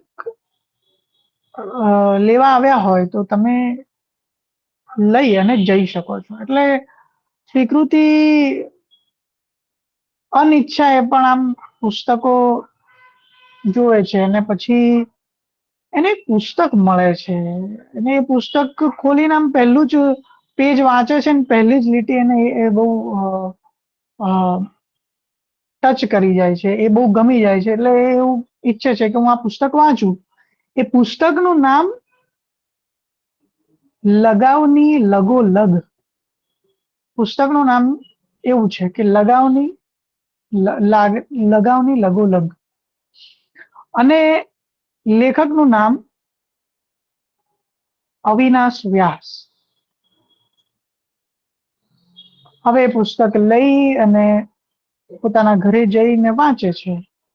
એ પુસ્તકમાંથી એમને ઘણી બધી એવી બાબતો વાંચવા મળે છે કે જે એણે અનિરુદ્ધ પાઠકના મોઢે જે 20 દિવસ દરમિયાન એમની જોડે રહ્યા, વાતચીત કરી, એમાં સાંભળી હોય છે.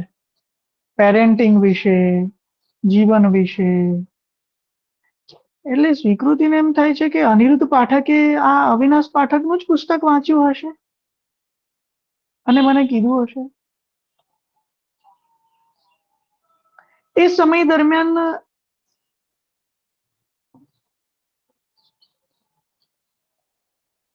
સ્વીકૃતિને એવું યાદ આવે છે કે અનિરુદ્ધ પાઠક જે છે એમણે મને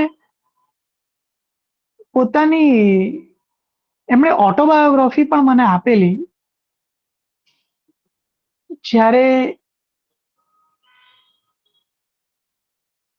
જે 20 દિવસ દરમિયાન પોતે વાર્તા સાંભળવા જતી, ત્યારે એક દિવસ એમણે ઓટોબાયોગ્રાફી આપી અને સ્વીકૃતિને એવું કીધેલું કે સ્વીકૃતિ, આ આત્મકથા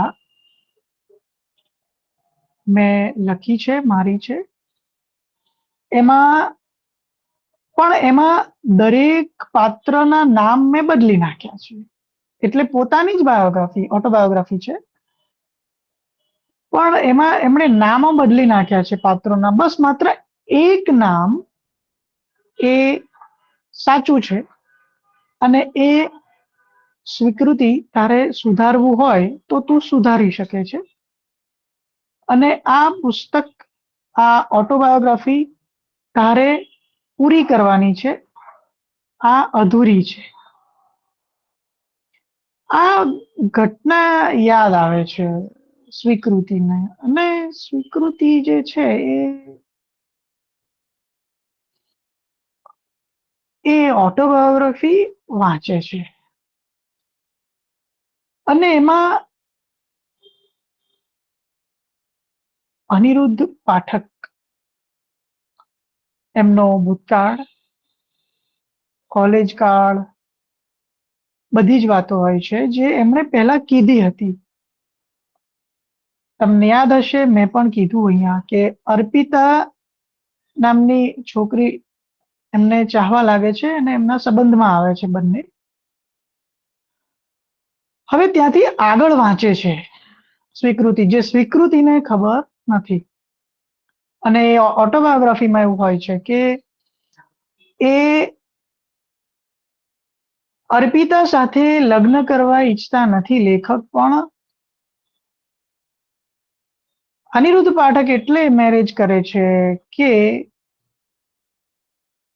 એમને એવું લાગે કે મારા જીવનમાં કોઈ છે. કારણ કે અદિતિ સાથે હવે એમના સંબંધ રહ્યા નહોતા, એટલે પોતાનો ખાલીપો દૂર કરવા માટે એ લગ્ન કરે છે. એ લગ્ન કરવા માનસિક રીતે તો તૈયાર નહોતા જ, પણ આ એક પરિસ્થિતિ એવી હતી કે જેમાં એ પરિસ્થિતિથી ભાગી છૂટવા માટે લગ્ન કરે છે. જ્યારે બીજી બાજુ અર્પિતા જે છે એ તો લગ્ન માટે તૈયાર જ હોય છે અને એ હંમેશા એવું, અર્પિતા જે છે એવું ઈચ્છતી હતી કે અનિરુદ્ધ પાઠક સાથે મારા લગ્ન થાય. એટલે અને એ થાય છે. ત્યાર પછી અનિરુદ્ધ પાઠક પોતે કોઈ પણ બાળકને જન્મ આપવા ઈચ્છતા નહોતા, પણ અનાયાસે એવું થાય છે કે અર્પિતા ગર્ભ ધારણ કરે છે અને એ અનિરુદ્ધ પાઠકને ખબર પડે છે. આ બધું ઓટોબાયોગ્રાફીમાં લખેલું છે. અનિરુદ્ધ પાઠકને ખબર પડે છે એટલે એ અર્પિતાને એવું કહે છે કે તમારે આ ગર્ભ જે છે એ કન્ટિન્યુ ના કરવું જોઈએ, અબોર્શન કરાવી નાખવું જોઈએ. અર્પિતા તો માનવા તૈયાર નથી, કારણ કે એ અર્પિતા જે છે ઈચ્છે છે કે એક નિશાની હોય એ પોતાના પ્રેમની, પણ બીજી બાજુ અનિરુદ્ધ પાઠક જે છે એ કોઈ પણ રીતે તૈયાર નહોતા, પરંતુ અર્પિતાની જીદને કારણે એ બાળકીને જન્મ આપે છે. અને એ સમય દરમિયાન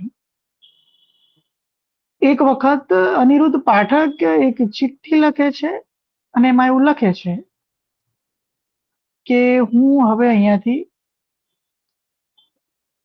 જાઉં છું, હું આત્મ સુધારણા માટે જાઉં છું. એ ચિઠ્ઠી એવું લખે છે અને એ ચિઠ્ઠી અર્પિતાના ઓશિકા નીચે મૂકી દે છે અને પછી એ ત્યાંથી જતા રહે છે. હવે એ હિમાલયની એક ધર્મશાળામાં જાય છે, ત્યાં રહે છે, ખૂબ વર્ષો રહે છે, વર્ષો સુધી રહે છે, ખૂબ વાંચે છે, ખૂબ શીખે છે, ખૂબ ધ્યાન કરે છે, અને એ દરમિયાન એ પોતાને ખૂબ સમૃદ્ધ કરે છે, માનસિક રીતે પરિપક્વ કરી દે છે, પોતે એક સારા લેખક બની જાય છે. અને ઓટોબાયોગ્રાફીમાં બસ આટલું જ છે, કારણ કે ઓટોબાયોગ્રાફી તો અડધી હતી, અડધી તો સ્વીકૃતિએ પૂરી કરવાની હતી. પણ આ દરમિયાન ઘટના એવી ઘટે છે કે સ્વીકૃતિને જે ઓટોબાયોગ્રાફી આપેલ હતી એ ગૂગલ ડ્રાઈવમાં આપેલી, ગૂગલ ડ્રાઈવની લિંક હતી. આ નવલકથા જે છે ને એ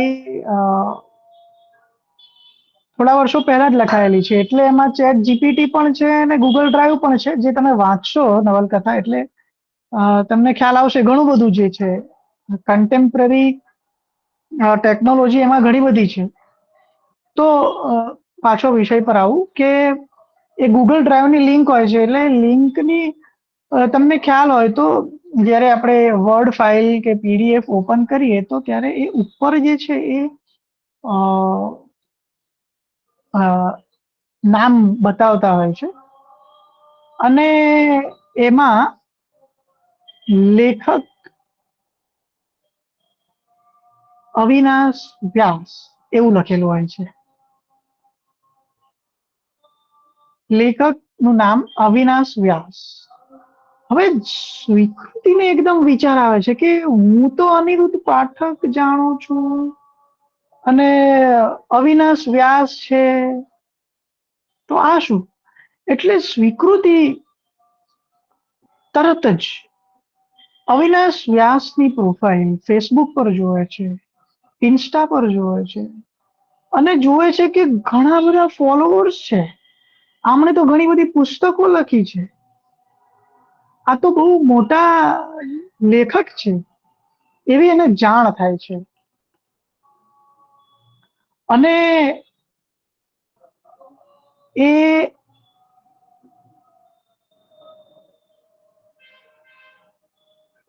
એકદમ અચંબામાં આવી જાય છે. હવે થાય છે એવું કે પછી સ્વીકૃતિને એમ થાય છે કે મારે હવે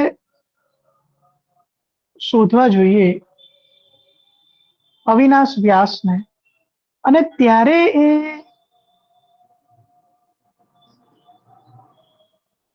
ઓટોબાયોગ્રાફીમાં પોતાને થયેલી બીમારી વિશે પણ લખેલું હોય છે અવિનાશ વ્યાસે, જે પેલા અનિરુદ્ધ પાઠક હતા હમણાં સુધી, એ બધું જ એ જોવે છે. અને એમાં એક આછો પાતળો એવો પણ ઉલ્લેખ હોય છે કે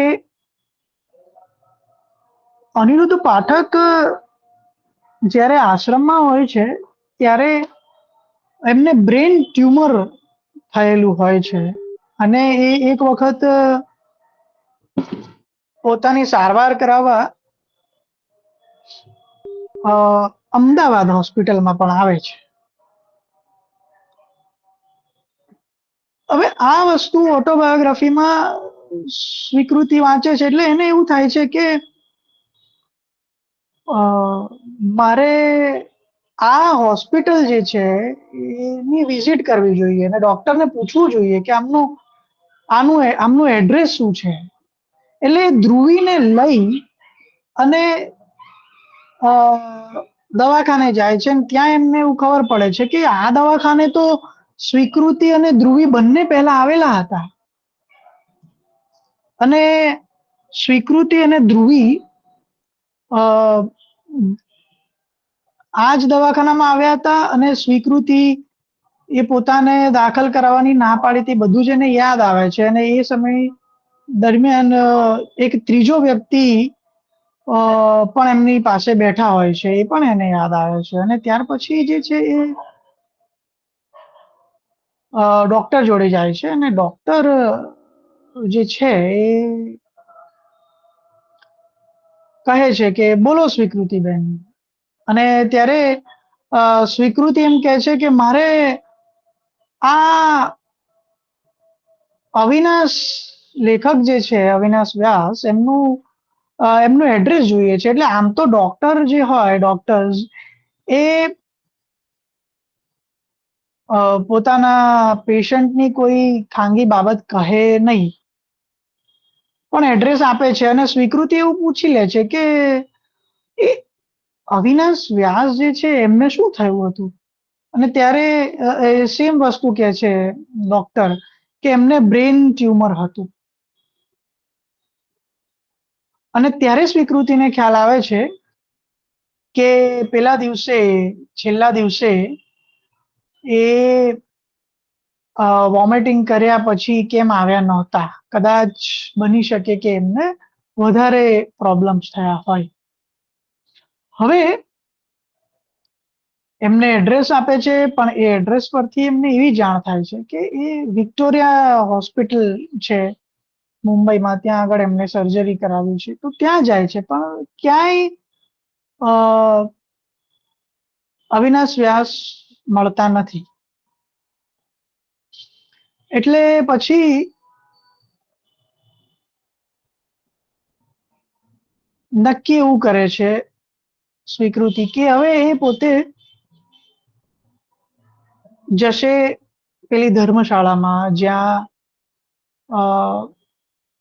અનિરુદ્ધ પાઠક હવે અવિનાશ વ્યાસ ગયા હતા અને ત્યાં ચેક કરશે. ત્યાં પણ જાય છે, મળતા નથી અવિનાશ વ્યાસ, પરંતુ ત્યાં એમનું વેટ કરતા કરતા એ 1 મહિનો રહે છે, ઘણું બધું શીખે છે, વાંચે છે, પણ એ મળતા નથી.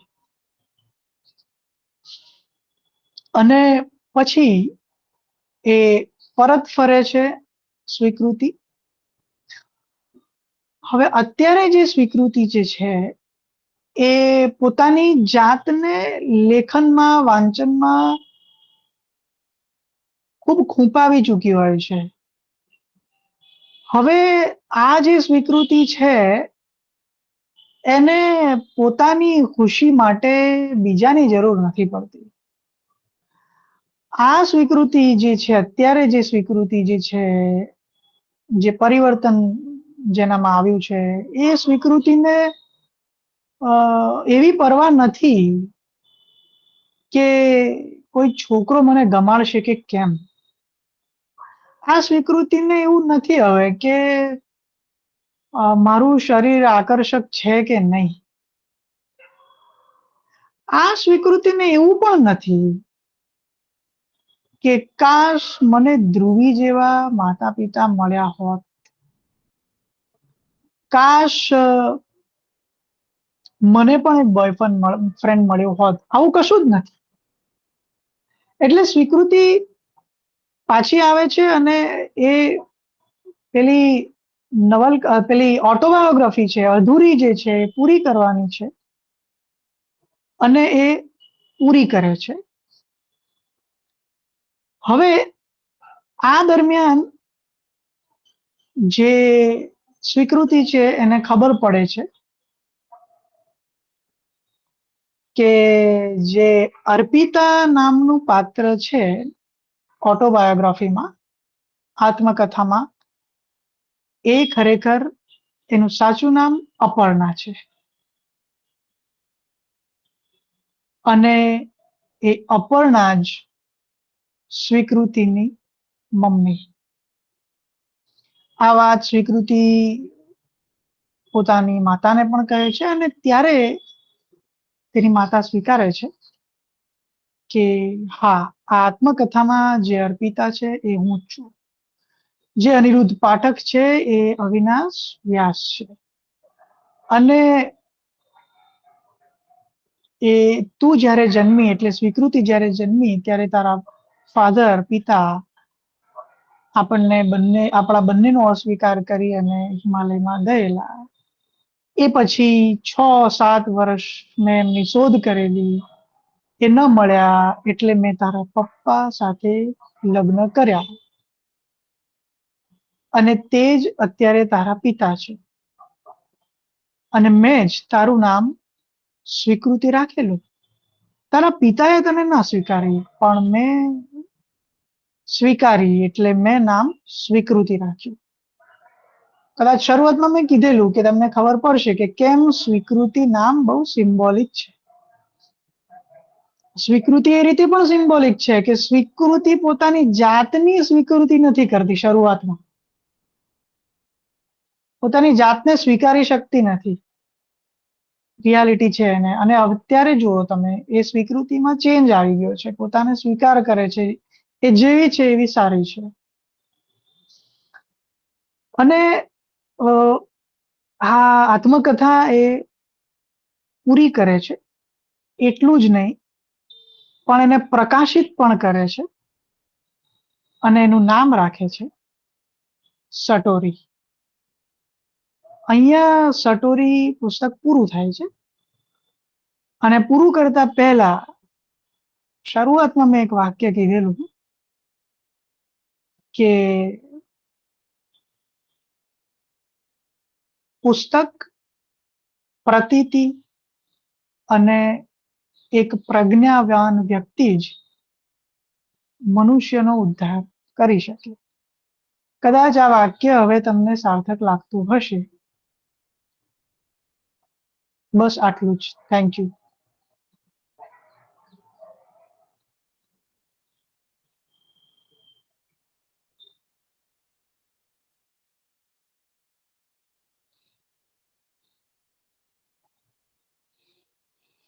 એક બીજી વાત થોડીક એડ કરી દઉં કે આ પુસ્તક જે છે એ એની ભાષા એકદમ, અત્યારે જે ગુજરાતી લોકો બોલે છે, ખાસ કરીને યુવાનો, એવી છે, એકદમ સરળ. માં અંગ્રેજી શબ્દોનો પણ ઉપયોગ છે, જેમ મેં કીધું એમ કે અત્યારની ટેકનોલોજીનો પણ એમાં ઉલ્લેખ છે. અને ખાસ કરીને આ નવલકથા જે છે એ મને પોતે, એટલે આમ નવલકથા એટલે ફિક્શન જ ગણાય, પણ ફિક્શન કરતા મને સેલ્ફ હેલ્પ બુક લાગે છે. કારણ કે આમાં ઘણી વસ્તુ એવી છે કે જે આપણે પોતે રિલેટ કરતા હોઈએ કે યાર આ વાત સાચી છે, આવું મારી જોડે પણ ઘટેલું, આવું હું પણ અનુભવું છું. અને આ નવલકથાની અંદર એક કહેવાય ને કે શાબ્દિક ચમત્કૃતિ છે. શાબ્દિક ચમત્કૃતિ ઇન ધ સેન્સ કે લખાણની અંદર કેટલીક ટેગ લાઇન્સ કહેવાય ઇંગ્લિશમાં, અથવા તો આમ એવા વાક્યો કે જે આપણે વાંચીએ કે સાંભળીએ તો આપણને એવું થાય કે યાર આ વાત તો સાચી છે, મારા મનની વાત કીધી, આપણને એવું થાય. એટલે એક રિયાલિટી શું છે એ પણ દર્શાવે છે આ પુસ્તક. ફિક્શન તો છે જ, ઇમેજિનેશન તો છે જ, આમાં મનોવિજ્ઞાન પણ છે. એટલે સાહિત્ય અને મનોવિજ્ઞાનનો સમન્વય આ પુસ્તકમાં છે એવું હું ચોક્કસ કહી શકું. બસ હવે આટલું જ. હવે તમારી કોઈ પ્રતિક્રિયા હોય તો કહેશો, અથવા કોઈ પ્રશ્ન હોય તો. તો કોઈ ન પૂછવા માંગે તો હું પૂછી લઉં પહેલા. હા, પૂછી શકો. ઓકે, નમસ્તે, હું રાજ વાઢેર. પહેલા તો ઓકે. પુસ્તકમાં ખૂબ મજા મિત્રો જેમ આવી. રાજભાઈ નામ હા રાહુલભાઈ, કમ્પ્લીટ કરો. હા, એટલે મિત્રો જે પણ કોઈ પ્રશ્ન પૂછો એના પહેલા તમારું નામ અને તમે ક્યાંથી છો એ તમારું શહેર એ ચોક્કસથી જણાવજો. કન્ટિન્યુ. Okay, thank you. મારો પહેલા તો પુસ્તક નું જે દર્શન છે એ ખૂબ મજા આવી. સુફિયાનભાઈએ ખૂબ સરસ વાત કરી. હવે રિલેટેબિલિટીની તો વાત થઈ, પણ મારો પ્રશ્ન જરા એ પ્રકારનો છે કે શરૂઆતમાં જરા એ પ્રકારનું કીધું કે ઓઝા સાહેબે આ પુસ્તક જાણે પોતાની પુત્રીને શિખામણ સ્વરૂપે મૂક્યું છે કે જ્યારે એમની પુત્રી મોટી થશે ત્યારે આ પુસ્તક સુધી પહોંચશે. તો એકચ્યુઅલી મારે જરા એ રીતે આને સમજવું છે, એક પિતા તરીકે પોતાની પુત્રીને શો સંદેશ આપવા માંગે છે? બહુ સરસ પ્રશ્ન પૂછ્યો. એક પિતા તરીકે શું સંદેશ આપવા માંગે છે? તો કદાચ એવું હોઈ શકે, જો આપણને લેખક શું ઈચ્છે છે એ તો નથી ખબર, પણ હું એવું માનું છું કે એવું હોઈ શકે કે એમની પુત્રી, એમની ડોટર પણ કોલેજ કાળમાં આવશે, એ પણ કોઈક તરફ અટ્રેક્ટ થશે, એ પણ માનસિક તણાવ કે એવું કઈ અનુભવી છે, ત્યારે એ પોતાની જાતને એકલી ન ગણે અને કદાચ એવું પણ કહેવા માંગતા હોય કે તમે પોતાના લેખન કે ડાયરી તમે લખતા હોવ, પોતાના વિચારો જો તમે લખી શકો એમ એવો પ્રયત્ન કરો, તો કદાચ એવું બને કે તમારી જે એન્ઝાયટી જે છે, તણાવ છે, એ દૂર થાય. અને બીજી વસ્તુ એ પણ છે કે બીજું એવું પણ કદાચ શિખામણ આપવા માંગતા હોઈ શકે કે ગમે તેવી પરિસ્થિતિ હોય, આપણે કોઈની જોડે પોતાની જાતને સરખાવી ના જોઈએ. અને આ તો તમે પ્રશ્ન પૂછ્યો દીકરી માટે પોતાની, પણ કદાચ પેરેન્ટ્સ માટે પણ આ પુસ્તક વાંચવું મને જરૂરી લાગે છે. કારણ કે તમે જુઓ, આ પુસ્તકની અંદર મેં રસ દર્શનમાં બધી જ ઘટનાઓ કવર નથી કરી, કારણ કે એ કરવા જઈએ તો થોડો સમય વધારે જાય. પણ તમે વાંચો તો ખ્યાલ આવશે કે જે પિતા જે છે સ્વીકૃતિના, એ પોતાની છોકરી પર, પોતાની ડોટર પર ધ્યાન નથી આપતા. એ એને પૂરતું અટેન્શન નથી આપતા, સાંભળતા નથી, ઇગ્નોર કરે છે. અને જ્યારે બીજી બાજુ અપર્ણા, જે અર્પિતા હતા, પછી અપર્ણા, તો એ અપર્ણા એ માતા છે સ્વીકૃતિના. અને એ તમે જુઓ તો એ જે છે એ હંમેશા શરૂઆતમાં જોયું હશે કે સ્વીકૃતિને પ્રશ્નો જ પૂછ્યા કરે કે આમ કેમ, તેમ કેમ, અને કેમ ક્યાં ગયા હતા. તો કદાચ એવું કહેવા માંગતા હોય કે પેરેન્ટ્સે પણ થોડી ઢીલાશ, થોડી લવચિકતા, બાળકો પર થોડો વિશ્વાસ રાખવો જોઈએ. અને પોતાના કામ જ નહીં, પણ આ બાળ ઉછેરનું પણ એક કામ જ છે. અને હું તો એવું માનું છું કે ઉત્તમમાં ઉત્તમ કામ છે. તો એના પર પણ ફોકસ કરે આવી દોડતી ભાગતી દુનિયામાં. કદાચ એ આ પેરેન્ટ્સ માટે પણ એવું કહેતા હોય એવું મને લાગે છે. એટલે આ પુસ્તક તો એવું છે કે કોલેજમાં ભણતો વિદ્યાર્થી વાંચશે તો એ પોતાનો અલગ દ્રષ્ટિકોણ, એને અલગ શીખવા મળશે. પેરેન્ટ્સ વાંચશે તો એને અલગ શીખવા મળશે. કોઈ એજેડ વ્યક્તિ વાંચશે તો એને એવું ખ્યાલ આવશે કે આ ભૂલો તો મેં મારી સાથે મારા પેરેન્ટ્સે કરી અને મેં મારા બાળકો જોડે કરી, એવું એને થાય. એટલે આ પુસ્તક તો હું એવું માનું છું કે આ જનરેશન જે છે ને એ બાઉન્ડ નથી કરતી આ પુસ્તકને. આ પુસ્તક કોઈ પણ જનરેશનના વ્યક્તિ વાંચી શકે એમ છે. રાજ, મેં તમારા પ્રશ્નનો જવાબ તો આપ્યો જ આપ્યો, પણ બીજું ઘણું એડ કર્યું, તો આશા છે તમને જવાબ થેન્ક યુ, મળી થેન્ક જશે. You, thank you so much. Sir હા. સુફિયાનભાઈ, હું એક ક્વેશ્ચન પૂછવા માંગુ છું. ક્વેશ્ચન એવો છે, એટલે પહેલા તો મારું નામ રાઠોડ ઝીલ છે. હવે મારો ક્વેશ્ચન એવો છે કે જે તમે વચ્ચે જ્યારે નવલકથાનો અંત હતો ત્યારે તમે કીધું કે સ્વીકૃતિને ખબર પડી કે આ જે અર્પિતા છે એ જ અપર્ણા છે, બરાબર? તો એને કઈ રીતે ખબર પડી કે અર્પિતા જ અપર્ણા છે? બહુ જ સરસ પ્રશ્ન પૂછ્યો. અર્પિતા જ અપર્ણા છે એ કેવી રીતે ખબર પડી? તો અપર્ણા નો ઉલ્લેખ તો હતો નહીં ક્યાંય નવલકથા ઓટોબાયોગ્રાફીમાં, પણ ઓટોબાયોગ્રાફીની અંદર બીજી બધી જ વાતો હતી, ખાલી નામ ના જે છે કેરેક્ટર જે છે એમના નામ બદલી લીધેલા. એટલે ઘણી વખત કેવું થાય કે તમે અમુક ઘટનાઓ કે અમુક લેખન વાંચો અને ઘટનાઓ અને લેખનને એ બંનેનો મેળ કરો તો તમને એવું ચોક્કસ ના ખબર પડે કે આ જ વ્યક્તિ હશે, પણ એવો તમને ખ્યાલ આવે કે ભાઈ બની શકે કે આ વ્યક્તિની જ વાત થતી હશે.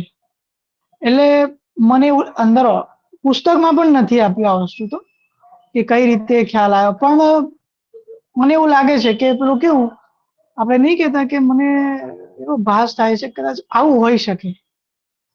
અને એ જ વાત કદાચ મેં કીધી આમાં, કે આ વાત પછી એ પોતાની માતાને કહે છે અને પોતાની માતા સ્વીકારી લે છે કે હા, અર્પિતા એ જ અપર્ણા અને એ જ હું. એટલે કદાચ ત્યારે સ્વીકૃતિને વધારે કન્ફર્મેશન મળ્યું હોય એવું બની શકે.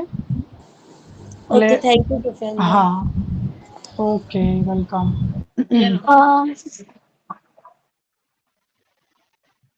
હા, કોણ?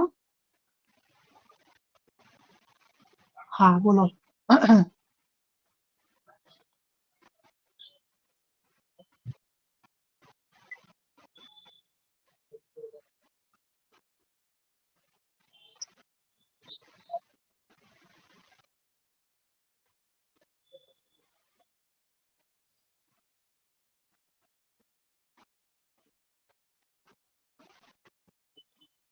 હમ.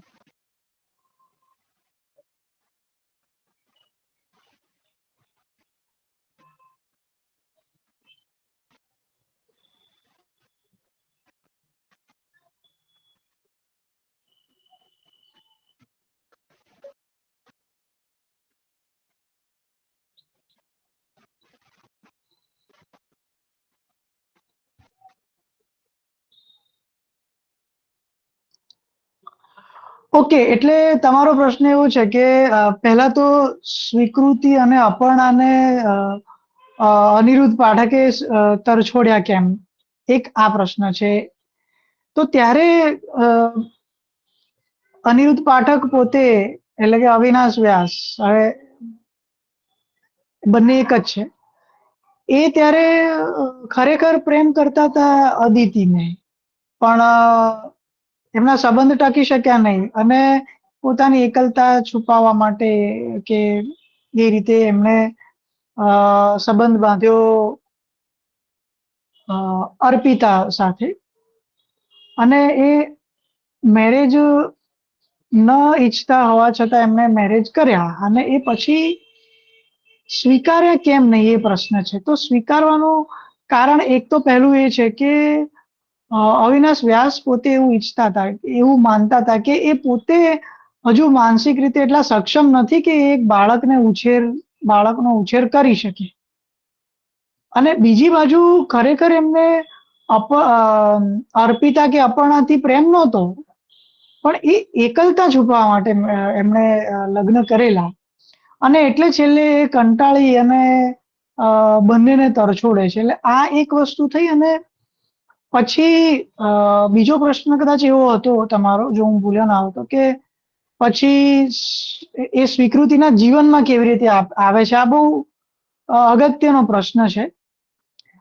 સ્વીકૃતિના જીવનમાં કેવી રીતે આવે છે, મેં આપણું જ્યારે વ્યાખ્યાન હમણાં ચાલતું ત્યારે જ મેં એવું કીધેલું કે જ્યારે સાયકેટ્રિસ્ટ જોડે જાય છે સ્વીકૃતિ અને ધ્રુવી, ત્યારે ત્રીજો એક વ્યક્તિ બેઠા હોય છે. એ ત્રીજા વ્યક્તિ બધી જ વાતો સાંભળે છે અને એ વાતો જે છે એ ખરેખર એ અનિરુદ્ધ પાઠક જ હોય છે, અવિનાશ વ્યાસ, જેમને ખબર પડે છે કે એટલે વાતો સાંભળતા સાંભળતા છે ને એ એના મમ્મીનું વર્ણન ને મમ્મીનું નામ પણ ક્યાંક સાંભળી જાય છે અને ત્યારે અવિનાશ વ્યાસને એવો આભાસ થાય છે કે આ મારી છોકરી હોઈ શકે.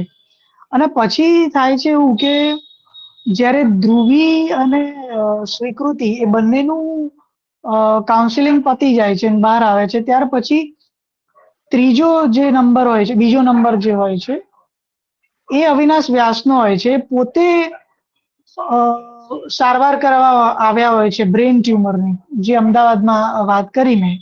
અને એ બ્રેઇન ટ્યુમરનું એમને પહેલા ખ્યાલ હોતો નથી બ્રેઇન ટ્યુમર છે, પણ એ સારવાર કરાવવા આવે છે. પણ એ દરમિયાન એ છે ને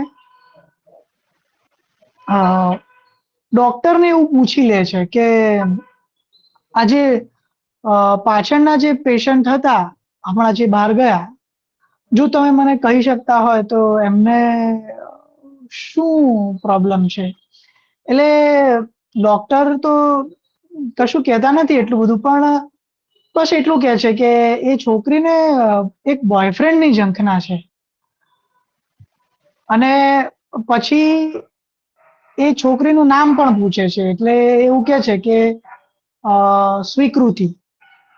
અને એ સમયે ખ્યાલ આવે છે, અનિરુદ્ધ પાઠકને કન્ફર્મ થાય છે કે ના, મારો આ માત્ર ભાસ નથી, માત્ર આ મને એવું લાગે છે એવું નથી કે આ મારી છોકરી છે, પણ આ મારી તરછોડાયેલી જ છોકરી છે, જે મારા કારણે કદાચ આવું ઘટ્યું છે. કારણ કે મેં પોતાનું પરિવાર છોડ્યું એટલે એની માતાએ બીજા વ્યક્તિ જોડે મેરેજ કર્યા અને પછી માતા પિતાની તો વાતો સાંભળી જ હતી બહાર એને અનિરુદ્ધ પાઠકે.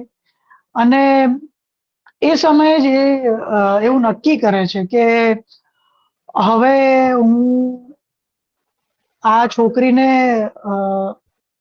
સપોર્ટ કરીશ, આ છોકરીને કંઈક મદદ કરીશ.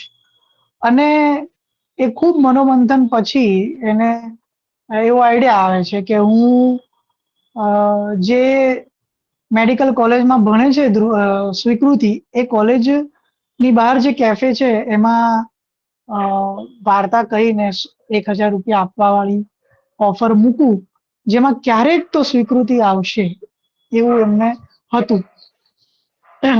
અને એ રીતે એ એમના જીવનમાં આવે છે અને સપોર્ટ કરે છે. તો કદાચ જવાબ મળ્યો હશે. ઓકે. હું કંઈક કહી શકું, પ્રશ્ન તો નથી, પણ આજના હા, વ્યાખ્યાન કહીશું. વિશે જો હા, ડિસ્ટર્બન્સ ન આવતો હોય તો, બીકોઝ હું અત્યારે ટ્રાવેલિંગમાં છું એટલા માટે. હા, ના નથી ના, આવતું. ક્લીન હોવા જાવ છે. હું અવની પ્રજાપતિ, અત્યારે બરોડાથી. નવલકથા બહુ જ અદ્ભુત હતી અને આઈ મીન મેં વાંચી છે, આખી સટોરી 2 વાર વાંચી છે, બહુ જ સરસ છે. સુફિયાનજીએ જે સમજાવ્યું અને જે આખી કથાનું વર્ણન કર્યું ને, ક્યાં એવું નથી કે રહી જતું હોય. 1-2 પ્રસંગો એવા હોય કે છોડવા જ પડે ડેફિનેટલી, પણ બહુ જ સરસ એમણે સમજાવ્યું અને આપણી સમક્ષ મૂક્યું. અદ્ભુત. આ બીજી વાર વાંચવાની પણ જરૂર નહીં પડે એ રીતે એમણે આપણી સામે મૂક્યું છે. અને મને યાદ આવે છે ત્યાં સુધી કોઈક પ્રશ્ન પૂછ્યો હતો કે અપર્ણા એની માતાનું જ નામ છે, સોરી, અર્પિતા જેની માતા છે એવું એને કઈ રીતે ખબર પડ્યું? તો મે બી મને યાદ છે ત્યાં સુધી લેખકે એવું કીધું હતું અને એની અંદર કે એક જ નામ મેં એવું રાખ્યું છે કે એ રિયલ નામ છે, એમાં સ્વીકૃતિનું નામ, આઈ થિંક, મે બી. હા, તો સ્વીકૃતિ, રાઈટ. કદાચ એ નામના કારણે એની માતાને આઈડેન્ટિફાઈ કરી શકી હશે કે આ હા, એવું મારી બની માતા શકે. હોઈ શકે. હા, એ બની શકે. તો બહુ જ અદ્ભુત હતી. આઈ મીન તમારી જે એક્સપ્લેનેશનની જે સ્ટાઇલ હતી બહુ જ સરસ હતી, અને બહુ જ સરસ છે તમે પપ્પાની ગર્લફ્રેન્ડનો ઉલ્લેખ કર્યો, એ પણ અદ્ભુત નવલકથા છે. એના જે ટાઇટલ પર ન જવું પણ એ નવલકથામાંથી પસાર થવું બહુ જ અદ્ભુત છે, એ પણ અદ્ભુત છે. અને થેન્ક યુ સો મચ, બહુ જ સરસ આપનું વ્યાખ્યાન હતું, અને શાંતિથી એક ચિત્તે સાંભળ્યા કરીએ ને એટલું અદ્ભુત હતું. Thank you. હા. Thank you so much for appreciating my efforts. Thank you.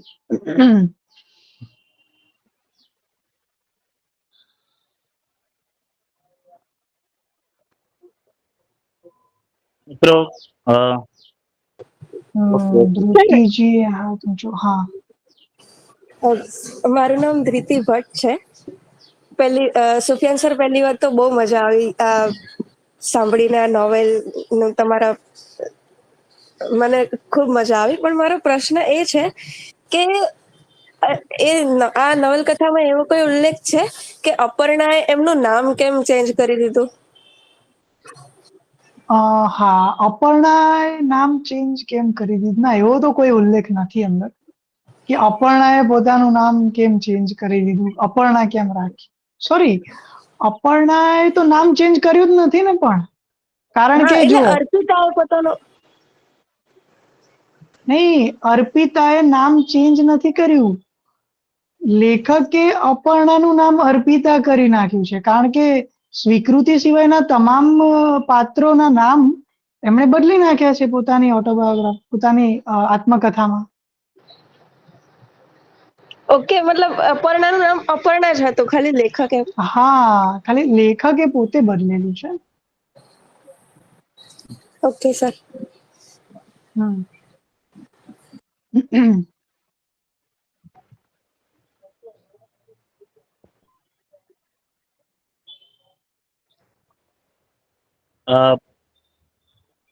પહેલા તો વક્તાશ્રી ખૂબ સરસ જે મેં કહ્યું હતું એ પ્રમાણે આપે એમનું વ્યાખ્યાન સાંભળ્યું. મારે પણ કંઈક પૂછવું છે રાહુલ દાહોદથી. ખાસ શું લાગે છે, મને એવું લાગ્યું છે કે જે અવિનાશભાઈ આવ્યા અને ફરી પાછા વચ્ચેથી પુસ્તકોની વાત કરી અને પાછા ગાયબ થઈ ગયા, એટલે એવું લાગે છે કે સ્વીકૃતિને આત્મબોધ કરાવવા માટે જ આવ્યા હોય, જેમ તમે એક સટોરીનો આત્મબોધ એવું કંઈક મને કહ્યું. શું લાગે છે? ફરી તો આવ્યા હા, જ નહીં. એ વાત સાચી છે. આત્મબોધ કરાવવા જ આવ્યા, અને આ ટર્નિંગ પોઈન્ટ જ એ છે આ નોવેલનો, કે જ્યારે એમનો પ્રવેશ થાય છે આ નવલકથામાં, ને એ પછી સ્વીકૃતિના જીવનમાં ચેન્જ આવે છે. અને આત્મબોધ બહુ સાધારણ આત્મબોધ કેવો કે પોતે જે ફીલ કરે છે એ વર્ણવે, લખે અને પોતાની જાતને સ્વીકારે. એટલે એવું કહી શકાય કે એ થોડા સમય માટે જ આવ્યા, પણ ઘણું મોટું કામ કરી ગયા એમ. એટલે આત્મબોધ માટે જ, સટોરી માટે જ એ આવ્યા હતા એવું કહેવાય.